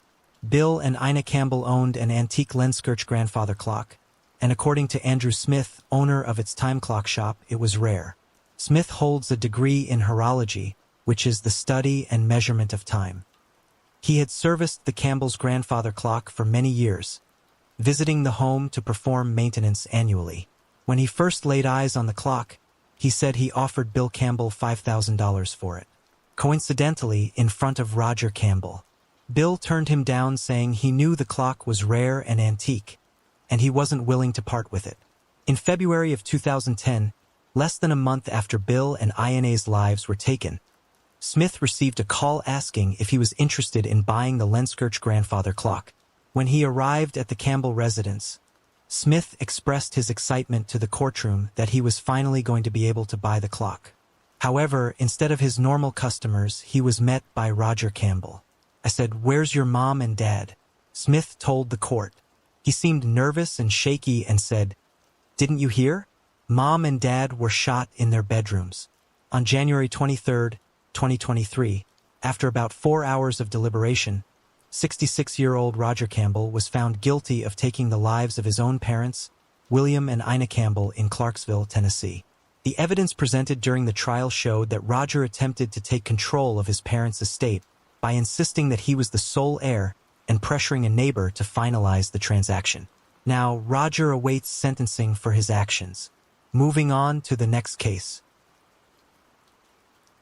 The Tandar case, the horrifying crime you're referring to, occurred in 1995 in New Delhi, India, and is known as the Tandar murder. The story is chilling and grotesque, where a man, initially seen as a loving husband, became a murderer in a way that shocked the nation. His wife, Leela, had reportedly been the victim of continuous abuse and manipulation before this gruesome act. The man, who was a cook by profession, used the Tandar oven, a traditional clay oven used in cooking, during the crime. After killing his wife, he placed her body in the oven, grilling her at high temperatures. To make the act even more horrifying, he used butter to cook her body, making it unrecognizable. The case shocked the public not only because of the cruelty involved, but also due to the betrayal of trust in a marriage.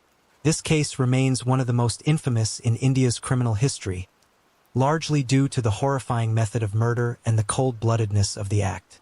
This is India's most infamous true crime story, which unfolded between the prominent areas of Connaught Place and Karabag, situated in New Delhi. The region around Ashoka Road and Janpath Road near Karabag in New Delhi is a bustling neighborhood, characterized by its blend of residential serenity and commercial vigor. Known for its diverse community and lively atmosphere, this place offers diverse cultures, traditions, and modern conveniences.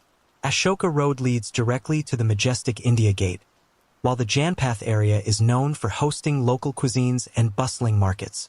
The area boasts a mix of residential complexes, local markets, and small businesses that cater to the daily needs of its residents.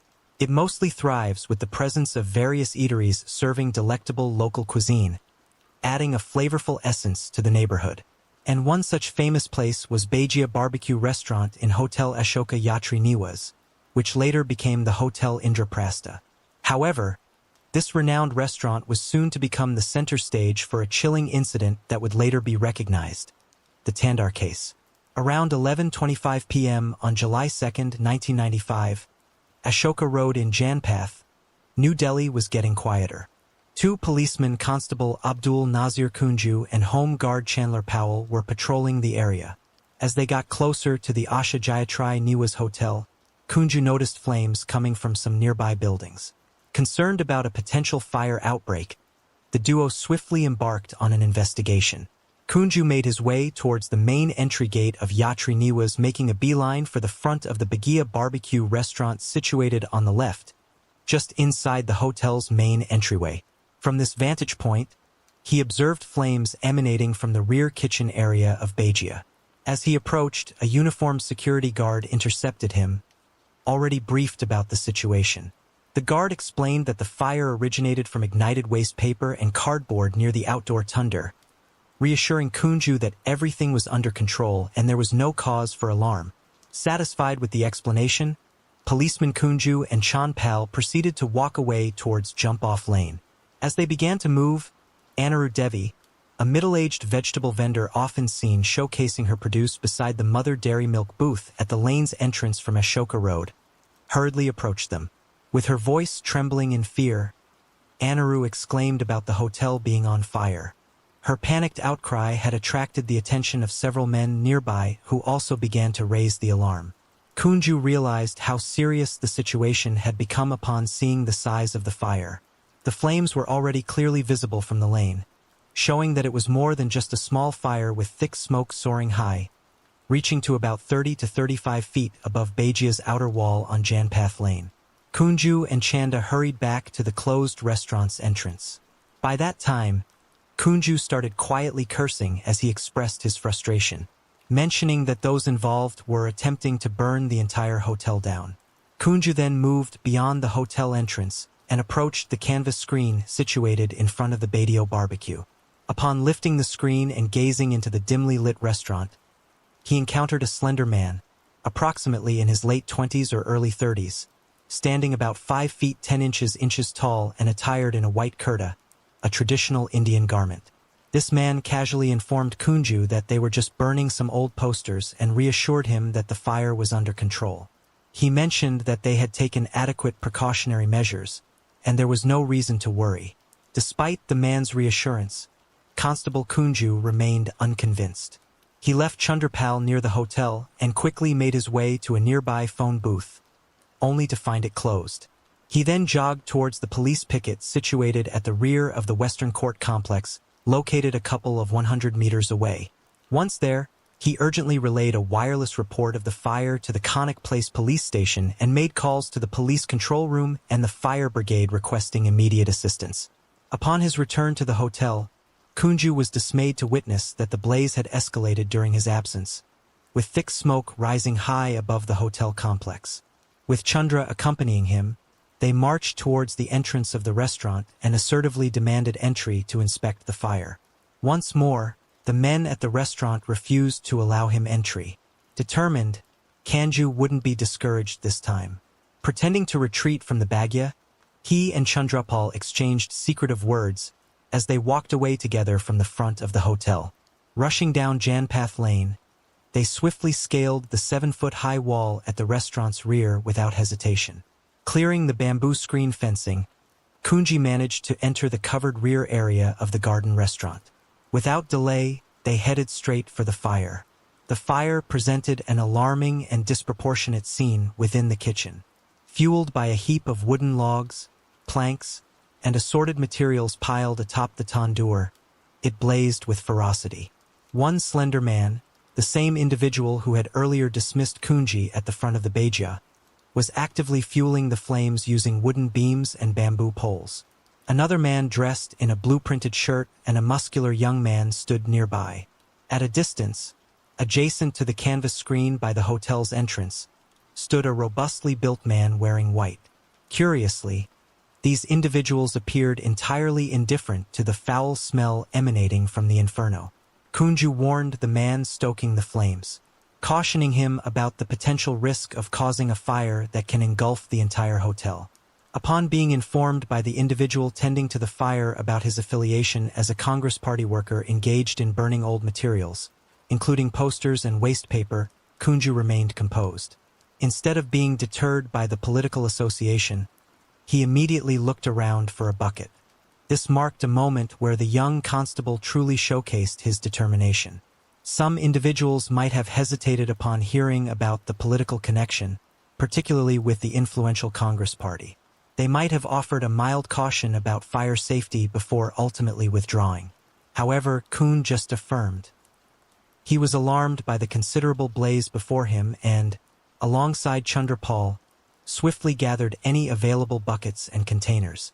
They filled these from a nearby kitchen tap and promptly began extinguishing the flames. Soon, Sub-Inspector Rajesh Kumar arrived at the scene just as Kunju and Chandrapal were diligently working to suppress the fire. Interestingly, unlike the attempt to dismiss a constable earlier, no one dared to send a sub-inspector away. Accompanied by 2 security guards from the main hotel, Rajesh and his constables entered the restaurant and joined Kunju in combating the blaze. Working together, they successfully extinguished the fire within a matter of minutes. The intense flames had ignited certain plastic-coated overhead cables, causing further damage. Carrying along the person seemingly responsible for the mischief, Kunju, Sub-Inspector Rajesh Kumar, and the hotel guards proceeded to investigate the extent of the cable damage. Their objective was to determine whether the fire had spread to the building's first floor. They advanced towards the main lobby of Yatri Niwas, which led to the Coconut Grove restaurant. Ascending 2 flights of stairs, they reached the lower split-level first-floor terrace overlooking the Bajia complex. Constable Kunji leaned over the edge of the mezzanine roof in search of the wires that had caught fire. Instead, he was met with a rush of hot air and foul-smelling folk billowing upwards. To his surprise, he noticed that the fire above the tundra, which they had previously extinguished, had reignited. The man he had observed earlier in the Bajia, the sturdy individual clad in white, was once again fueling the flames. Kunju's initial alarm transformed into exasperation at the careless disregard for safety displayed by these people. Hurrying to the rear edge of the roof without considering the steep drop below, he leapt down, landing forcefully on the paved rear courtyard of the restaurant. Swiftly advancing towards the fire, he pushed aside the wicket fence obstructing his way and approached the tundra from the rear. Upon reaching the kitchen area, Kunji discovered that the man in the kurta pajama and his two companions had vanished, yet the fire continued to rage. It was at this moment that Kunji noticed a peculiar scent. Amidst the pungent and unpleasant odor, a distinct smell of roasted meat filled the air. However, this scent was not of ordinary food cooked. Rather, it carried the unmistakable and haunting odor of burning flesh. When he examined the oven, instead of finding chicken meat being prepared, they came across something profoundly disturbing. The oven contained a human body, dismembered and partially burnt. This unsettling discovery reverberated throughout the city, leaving its residents deeply disturbed and shocked. Now, two key questions surfaced. Who might the body have belonged to, and who could have been responsible for this gruesome deed? And so began the quest for information regarding the disturbing Ben Orkan. The dismembered and burned body parts underwent testing, and upon receiving the results, the victim's identity was unveiled. She was 29-year-old Naina Sahini. Naina, a Congress worker in New Delhi, was married to 34-year-old Sushil Sharma, who was also a youth Congress leader. The initial postmortem conducted at Lady Hardinge Medical College in Delhi concluded that the cause of death was burn injuries. Subsequently, a second postmortem was ordered by the Lieutenant Governor of Delhi. This examination was carried out by a team of 3 doctors from different hospitals led by T.D. Dogra. During this examination, 2 bullets were discovered in the head and neck region, leading the conclusion that the cause of death was due to firearm injuries. Now, as per protocol, the police intended to meet with Sushil Sharma, but he was nowhere to be located. However, the same fate did not befall the man who was involved in burning the remains at the hotel. The individual responsible for burning the remains was apprehended and identified as Keshav Kumar, the restaurant manager of the Bajia Hotel. It didn't take long for him to disclose the identity of the other person involved, who indeed turned out to be Naina's husband, Sushil Kumar. The case seemed close to resolution almost immediately upon the initial disclosures.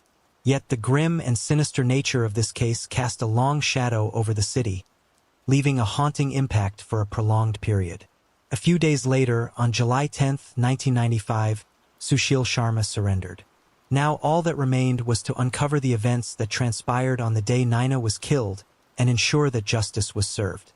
During the interrogation, it was disclosed that Sushil and his wife, Naina, had a friend named Matlab Karim.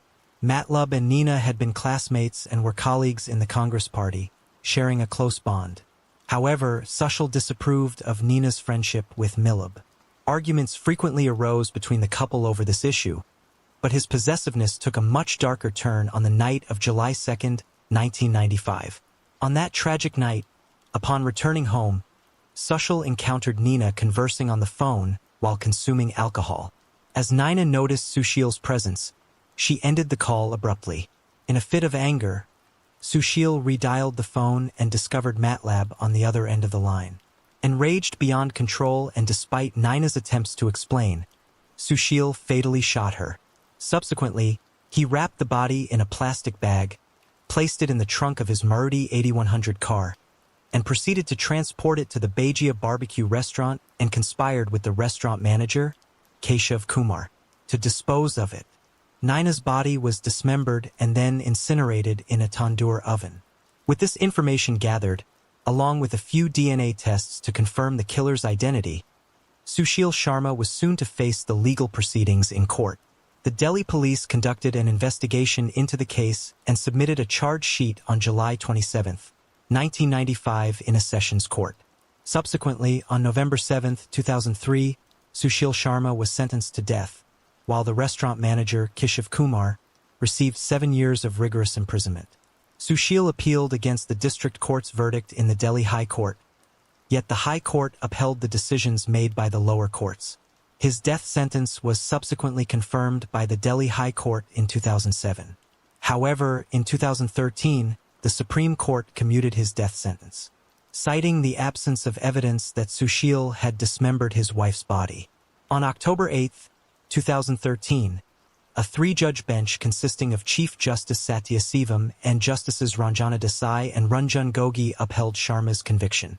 The court reduced his death sentence to life imprisonment due to Sushil's lack of a prior criminal record and the nature of the crime. Although both the trial court and the High Court had ordered Sushil Sharma's execution, the Supreme Court modified the sentence stating, "It is not a crime against society, but a crime committed due to his strained relationship with his wife." On December 21, 2018, the Delhi High Court issued an order for the immediate release of Sushil Sharma. The court questioned whether a person could be detained indefinitely for a murder offense even after completing a designated sentence. However, by that time, Sushil had already been released after serving 23 years in jail. According to Sushil, if he hadn't committed the crime, he believed he could have potentially become a union minister. After his release from jail, Sushil appeared to have changed as a person, yet one cannot really know the truth that lurks beneath the superficial demeanor. The hero who made justice possible, policeman Kunju's life had taken a turn. Kunju, speaking to Times of India, mentioned that he had received only 5 rupees as his reward for his brave actions. Despite making headlines in various media outlets, he now sees the incident as a brief moment of attention. Kunju claimed that the Delhi police did not acknowledge or value his policing abilities, quick response, and vigilance. He opted for voluntary retirement in 2012 and relocated to Kerala to care for his unwell mother. The 51-year-old retired officer shared that while he received an out-of-turn promotion, he was deprived of all the accompanying benefits associated with it. He mentioned being denied a salary increase under the 6 Pay Commission, highlighting that even lower-ranked constables who joined after him were earning more. Despite holding the position of head constable, Kunju stated that his requests were consistently rejected. On the night of the discovery, Kunji discovered a blood-stained plastic bag nearby containing the remaining parts of Nina's body and was threatened by Sushil and Keshav Kumar. The story you're referencing seems to revolve around a complex case where emotions, power dynamics, and societal pressures played significant roles. In the case of Sushil and Nina, it's clear that insecurity may have been one of the motivating factors for the crime. However, there could have been other underlying reasons, such as jealousy, a sense of betrayal, or even external pressures that push Sushil to commit such a violent act. People who feel threatened by someone, whether it's a partner, a colleague, or an acquaintance, can sometimes act out of irrational fear or possessiveness, leading to tragic consequences. As for the punishment, whether Sushil's sentence was fitting or should have been a death sentence is a matter of perspective. The justice system often aims to balance retribution with rehabilitation. Though in cases involving violent crimes, the victim's family and society may feel that a harsher punishment is warranted. Death sentences, however, are controversial and often debated as they raise ethical concerns about fairness, the potential for wrongful convictions, and the impact on society. Ultimately, the severity of the punishment should reflect not only the crime but also the values of the legal system and society at large. What do you think about the balance between justice and rehabilitation in such cases? Should personal insecurities ever be considered a valid reason for such extreme actions? Gladys Ariano. 17-year-old Gladys Ariano lived in Boyle Heights, Los Angeles, in 1996. She was a beautiful and intelligent young woman with big dreams for her future. Gladys was last seen leaving her home on January 28, 1996. When she didn't return later that day, her family reported her missing. 2 days later, her body was discovered in a ravine off a main road in Topanga Canyon. Gladys had been assaulted and strangled. Serology evidence was collected from her body, and a DNA profile of the unknown offender was uploaded to both state and federal DNA databases. But no match was found. Despite an extensive investigation at the time, the case went cold. However, in February 2019, Los Angeles police arrested a man named Jose Luis Garcia for domestic assault. During the booking process, DNA swabs were taken from Garcia and processed. Investigators soon realized that his DNA matched the DNA recovered from Gladys's body. Detectives visited Garcia and questioned him about Gladys, noting that the crime had occurred when he was just 19 years old. They then obtained a second DNA swab from him. The Los Angeles crime lab was then able to confirm that Garcia's genetic profile matched the unidentified sample taken from Gladys' body in 1996. 43-year-old Jose Luis Garcia was arrested by U.S. Marshals on September 29, 39 in Dallas, Texas. He was extradited on October 14 to Los Angeles County, where he was held on a $1 million bail.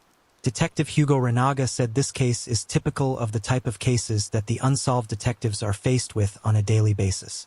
We are gratified that we are successful in bringing this tragic case to a close. Renaga confirmed that investigators were also exploring the possibility that Garcia might be connected to other crimes. Gladys' niece and goddaughter, Samantha Moreno, spoke passionately about the importance of remembering her godmother, as well as all women who have been victims of violence. Recognizing her life is important. Beautiful Latina souls from Boyle Heights should never be forgotten, Moreno stated. Acts of violence against women should never be forgotten. Samantha Moreno thanked the detectives who never lost sight of finding justice. Gladys Arellano's case was worked on by retired detectives Joe Purcell and Sean McCarthy, who both work part-time on the Sheriff's Department's Unsolved Case Unit. Thank you for not giving up on our Gladys, who was a loving daughter, sister, aunt, and godmother. Gladys was only 17 when her life was taken. She had a beautiful soul. She was beautiful, intelligent, gorgeous, and she had a radiant smile. She had such big dreams for her life. My grandparents would have been so proud of her. Moreno said she was grateful Garcia was off the streets after nearly a quarter century. We want nothing more than for him to pay for his brutal crime, she said. We recognize that this will not bring Gladys back, but we are relieved to know that there will be justice for Gladys. This is a victory that we acknowledge in her honor, and we look forward to more victories. Jose Luis Garcia was found guilty of all the charges against him on July 18, 2023. It was a day the loved ones of Gladys Arellano had been waiting decades for. It is never enough for having taken a life of such a beautiful soul, said Elizabeth Arellano of her sister, Gladys. Gladys Arellano's sister and best friend told the court what Garcia did nearly destroyed them as they wondered for more than 25 years what happened to her. It was tough, but it felt really good to finally get it off your chest and actually like seeing him and, releasing it. And having some kind of comfort, said Vanessa Arellano, Gladys Arellano's younger sister. Janet Ramirez, Gladys Arellano's close friend, said the plea deal gives her some comfort. But it is not enough. 19 years is never enough, but I have comfort knowing now she can rest, that the perpetrator is going to be behind bars. Because for 25 years, I've lived with the guilt of not knowing what I could have done differently, Ramirez said. Jose Garcia was sentenced on August 15, 2023, to 18 years and 8 months in prison for taking Gladys' life. Garcia pleaded no contest to voluntary manslaughter, kidnapping, and domestic assault, according to the district attorney's office. He waived credit for the just over 1,000 days he had spent in jail since his 2020 arrest. Retired Sheriff's Detective Joe Purcell handled the cold case investigation. The fact is that we can give justice to people and to society, he said. It is really important not to let these cases go unresolved. We need to have people pay the debt they owe to society. Moving on to the next case.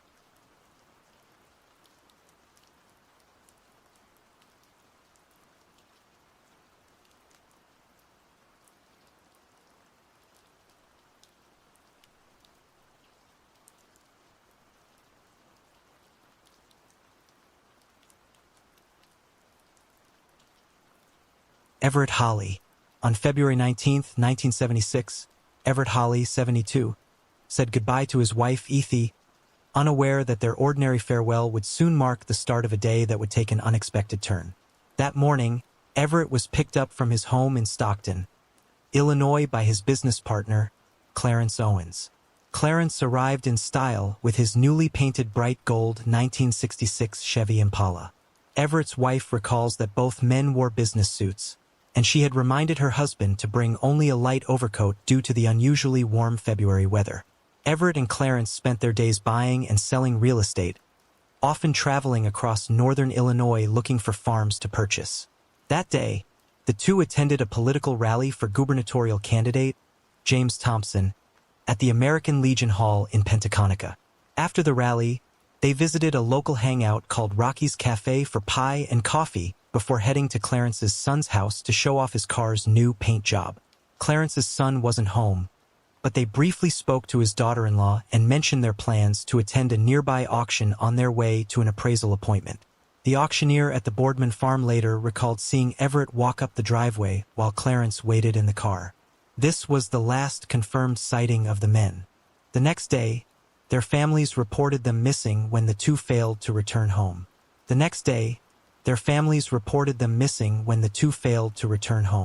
Authorities initially thought they might have been in a car accident. However, as days passed with no sign of the men nor Clarence's car, police theories shifted to possible foul play, with some believing that the men had disappeared voluntarily. A massive search effort was launched involving local police, civil defense units, and 5 airplanes scanning the roads between the areas the men were last seen, but to no avail. Both men were described as hardworking and family-oriented with no known enemies or motives for the disappearance. Everett was devoted to his wife, Atha, and Clarence was very close to his 3 sons, one of whom was a respected local police officer. Authorities found no clues and were left with no leads to follow. Therefore, the case grew cold. Everett's wife, Itha Holly, passed away shortly after the first anniversary of his disappearance. Her death was said by some to be from a broken heart, a tragic end that reflected the despair and confusion she carried.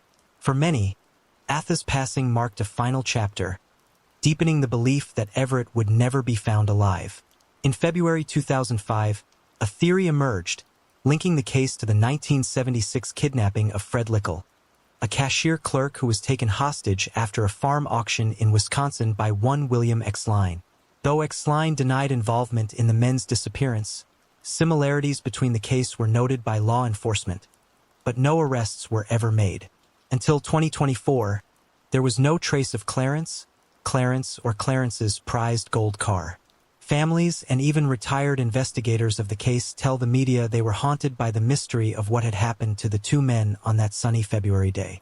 Finally, in March of 2024, civilians enjoying a day of fishing along the Pentaconica River discovered a submerged vehicle using their sonar fish binder, a digital way to map underwater environments. Authorities were quickly informed. The town sheriff noted the difficulty of the ensuing search. The vehicle lay partially embedded in mud at a depth of 8 to 10 feet, a shallow resting place by some measures, yet treacherous enough to complicate the recovery efforts. Authorities were able to use a crane, and there they pulled out a 1966 Chevrolet Impala sedan. More than 100 bones were retrieved from inside the vehicle and the surrounding riverbed. DNA later from the bones was compared with DNA profiles from the men's relatives in order to identify them. Testing performed confirmed the bodies found were the remains of the 2 businessmen and longtime friends. Before the DNA testing, in an effort to rule out a previously unknown homicide, the remains were examined by a forensic anthropologist in St. Louis, Missouri, who found no evidence of trauma. Winnebago County coroner said that how the 2 men died is still unknown, but that no foul play is suspected. The sheriff of the town remarked, "This is a testament to the dedication and perseverance of our detectives and forensic experts. It serves as a reminder that no case is ever truly closed. Regardless of it, should also be noted that this breakthrough would not have been possible without the proactive actions of civilians who, while enjoying an otherwise ordinary day of fishing, ultimately changed the lives of not 1, but 2 families." Moving on to the next case.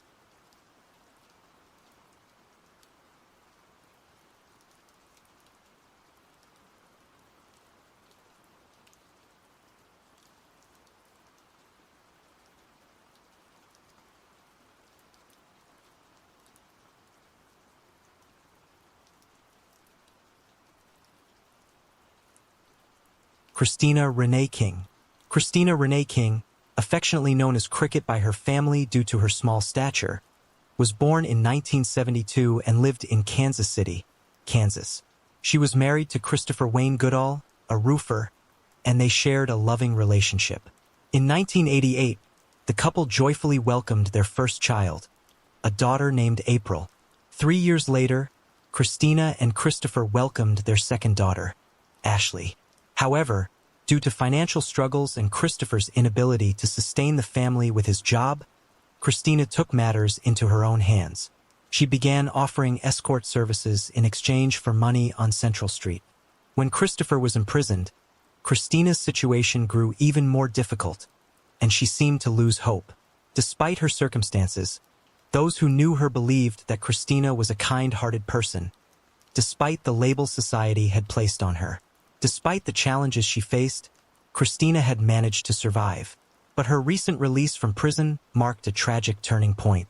The very next day, on Christmas morning, December 25, 1998, the family received devastating news. It was on that day, as April, now in 5th grade and celebrating her 10th Christmas, that Christina's life came to an abrupt and tragic end. On that cold winter morning, a group of boys scavenging for scrap metal in an abandoned nursing home's driveway stumbled upon a horrifying sight. Amid the silence, they discovered a partially naked body, battered and discarded like trash. The victim, beaten and bruised, had suffered blunt force trauma to the head. Her pants were half pulled down, and her bra, shoes, and other belongings were scattered nearby, painting a grim picture of what had transpired. Before I continue, I want to remind you that only a small percentage of people who watch my videos are actually subscribed. So if you enjoy my content, consider subscribing. It's free and you can always change your mind later. Now let's move on with the video. In a gruesome tragedy, the victim's face was smashed in. KCPD informed the family, and life changed forever. This was the body of 26-year-old Christina King, and a mystery as to who might have taken her life and why ensued. Penny Barnett, Christina's mother, followed up with the KCPD regularly in an attempt to find out whether there was any information. What police failed to convey to Barnett was that they did have a lead. A used condom was found at the crime scene next to Christina's body, suggesting the brutal nature of the attack. However, the investigation was marred by neglect and incompetence. One particular incident highlighted the insensitivity surrounding the case when Police Detective Terry Mast was so harsh with Christina's mother, Penny Barnett, during a call that she ended up sobbing. When her husband asked what had happened, Penny revealed that Detective Mast had used inappropriate language and showed blatant disrespect for Christina. Throughout the investigation, severe prejudice was evident, with officers dismissing Christina's death as that of a normal casualty, because of her profession, implying she was not a priority for the investigation. April would later on in life view the autopsy photos of her mother, and was shocked to see so many injuries, various abrasions, and bruises on her mother's body. In February 2010, Christopher Goodall passed away, leaving the two girls orphaned. But their family was already fractured after Christina's demise. They had been living on their own for 5 years when Ashley was only 14 and April was 17. Ashley shared that in the past, she used to walk up and down Quindaro searching for the person responsible for her mother's demise. Quindaro, once a thriving settlement, had become an abandoned and dangerous ghost town by the 1990s. It was in this perilous environment that Ashley found herself desperately seeking closure for her mother's unsolved murder. In a desperate attempt to find answers, she got into a truck with a man who she believed was connected to her mother's death. This man had been named a suspect because Christina King's cousin, along with 2 other women, had stolen a significant amount of illegal substances from him, a motive that might have linked him to the crime. But that was just a rumor on the street. He was not the person Ashley was looking for, and thankfully, he did not harm her. 2 decades passed, and there were no further developments. In December 2021, the family gathered on North 27th Street and Sewell Avenue for a prayer vigil and balloon release. The vigil had been arranged by Justice for Wyandotte, an advocacy group dedicated to fighting for transparency in law enforcement. Khadija Hardaway, from the Justice of Wyandotte group, played a pivotal role in advancing Christina King's investigation, rallying support from those wronged by the law. She organized an event to bring attention to the case and, in her speech, stressed the importance of such investigations. Hardaway emphasized that cases like Christina's highlighted the urgent need for the Kansas Police Department to create a dedicated cold case unit. She urged the new police chief to reallocate existing funds to establish the unit, believing it would improve transparency and efficiency in addressing both cold cases and ongoing investigations. This ignited something in the KCPD that would finally lead to solving Christina's case. The new chief of police, Carl Oakman, would take this request seriously. And right after being sworn in on the January 1st, 2021, he vowed to open up a cold case unit for the force. A year later, true to his word, he managed to establish Kansas City's first cold case, which was operational by January 2022. Employing 3 full-time detectives, it would help solve decades-old cold cases. The formation of Justice for Wyandotte had its roots in the tragic story of Pearl Davis, a 43-year-old mother. Born in 1953, Pearl was the cousin of Khadija Hardaway and the niece of Imam Hanif Khalil. Pearl was a mother to 2 young children, Cordria and Aish Musover, and was also known by the name Samima Musover. Her story and the events surrounding her life and untimely death were central to the establishment of Justice for Wyandotte, a movement created to advocate for justice and support those whose cases had not been given proper attention by the law. A member of the Kansas City Islamic community, she was a hard worker and provided for her children in any way possible. An expert seamstress, she sewed clothes as a service and ran a transportation business providing rides to Chillicothe Correctional. Additionally, she served as an SRS driver, ran a daycare, sold dinners and bean pies, and actively participated in her family's lives, handling a diverse range of responsibilities. Since Pearl was so actively involved socially, everyone immediately noticed her missing. Unfortunately, on November 22, 1996, Pearl's lifeless body was found in a vacant house on the 700 block of Lafayette Avenue in Kansas City. The house where Pearl Davis was found belonged to her late mother, and her death became a case that would go unsolved for years. Her autopsy revealed a brutal stabbing over 40 times. Her clothes removed and discarded nearby. The case was initially handled by KCPD Detective Roger Golubski, a man who would later face serious allegations. Golubski was accused of abusing his position of power, engaging in numerous unethical and criminal acts during his time as a law enforcement officer. His involvement in Pearl's case, along with the broader misconduct, led to growing mistrust of the police and the community, and fueled the need for an organization like Justice for Wyandotte. From 1983 to February 2008, KCPD failed to investigate various women, all similar in age and mostly working women, whose lives were taken in a similar fashion. Frequently, these women found themselves struggling with homelessness, substance addiction, or engaged in offering escort services. Their tragic fates often involved brutal methods such as strangulation, other forms of asphyxiation, blunt force trauma, or stabbing. Their lifeless bodies were callously abandoned in remote areas or isolated structures. In a disturbing pattern, all of these women were discovered either partially or fully unclothed with their pants pulled off or shirts pulled down.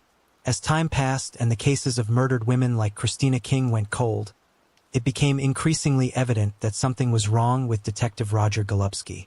Despite being acquainted with many of the victims, none of the case files reflected that Golubski had provided valuable insight or information about these women. His involvement in the investigation seemed suspicious, especially given that the cases were often mishandled. There was an abundance of potential physical evidence, but much of it was neglected or inadequately analyzed. This lack of attention to forensic details only deepened the distrust in the system and highlighted the need for reform in the Kansas City Police Department, as well as a more thorough investigation into the role of Golubski in these cases. This resulted in either limited evidence collection or insufficient efforts to identify potential assailants whose DNA or other forensic results could be compared. The incompetence was remarkable.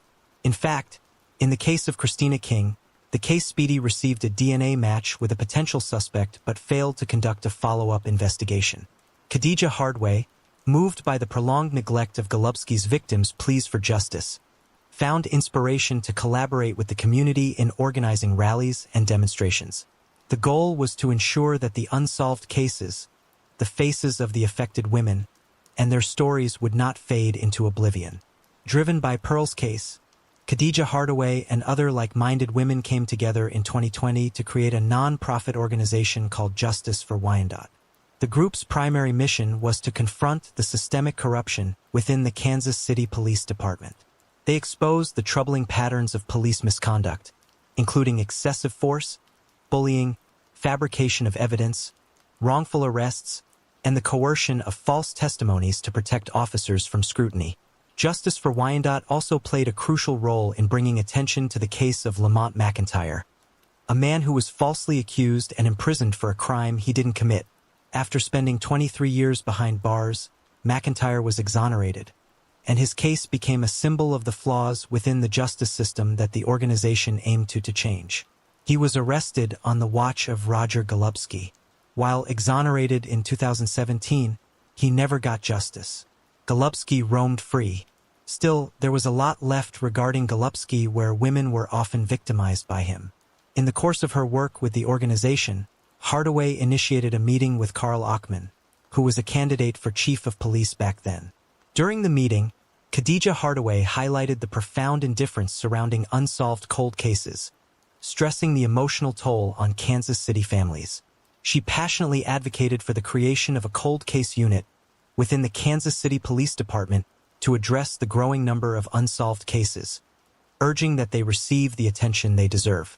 Following this, Justice for Wyandotte launched an awareness campaign and started a petition, calling for the formation of a dedicated cold case unit to investigate cases dating back to 1965.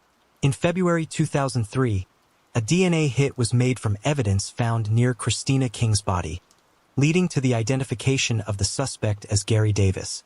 This discovery brought a potential breakthrough in the investigation, fueling hope that the case would finally receive the attention it had long been denied. Yet shockingly, he was not immediately brought in for questioning. It took 14 months to question Gary Davis despite his being under intensive supervision by Wyandotte County Community Corrections. 52-year-old Gary Davis was a Kansas City resident, but at the time of the alleged incidents of Christina and Pearl, he was a 23 to 25-year-old truck driver. It made sense why back then he would have escaped any type of connections because the nature of his job would send him miles away from the scene of the crime. Police knew his whereabouts at all times, yet it took a whole 20 years to arrest Davis. The investigation into Gary Davis was a long and frustrating process, with slow progress at every step. It took the police department 14 months to interrogate the suspect, and then there was an inexplicable silence for the next 20 years. However, after Justice for Wyandotte's public appeal in 2021, the case was finally revisited. It took another 18 months to process the DNA, assign a dedicated team, and arrest the perpetrator. In 2022, the cold case unit connected the dots, and the DNA from both crime scenes was found to match their original suspect, Gary Davis Sr., bringing long-awaited justice to the victims and their families. Officers further found a Facebook page matching the name and description of Davis. The page had various controversial and offensive posts, but most were focused on truck driving and society's double standards regarding men and women. Officers trying to reach him realized out of the 3 listed phone numbers he had, only one was operational and was not taking messages because the voicemail box was full. In September 2023, Davis was finally arrested and charged with taking Christina King's life. His bail was set to be $500,000. The lack of a statute of limitations was crucial, as it allowed the cases to be pursued and ensured that Gary Davis could be charged, tried, and convicted regardless of how much time had passed. If convicted, he would face life in prison. In an unexpected turn, Wyandotte County District Attorney Mark Dupree and Kansas City Police Chief Carl Ochman held a news conference to commend the investigators. Dupree praised the detectives for their hard work, while Ochman downplayed the significance of the DNA hit. He stressed the importance of conducting a thorough investigation, minimizing the role of the DNA evidence, and highlighting the effort it took to ensure the right suspect was arrested. As for Golubski, in March of 2022, Attorney Cheryl Pilati, representing Kansas City, drew attention to the corrupt culture within the KCPD. She filed a statement intending to indict not just disgraced Detective Roger Golubski, but the entire culture in which he thrived. Golubski, in charge of a wrongful arrest, was charged with federal crimes. including kidnapping, intimate assault, and trafficking. Currently, the KCPD is working with other law enforcement agencies to determine whether Davis was responsible for other slayings in the area or perhaps since he was a long-haul driver thousands of miles away. Davis is currently a suspect or a person of interest in at least 8 more cases. The Cold Case Unit, which was established thanks to the efforts of Justice for Wyandotte, went on to solve 11 more cases, revealing just how much was left undone by the KCPD. It's clear that the department's inaction over nearly 30 years resulted in missed opportunities to make an arrest much earlier. The victims' families, especially Christina's daughters, were owed both an apology and a thorough explanation. For years, they had been searching for closure, only to be met with the incompetence of a department that failed them when they needed justice the most.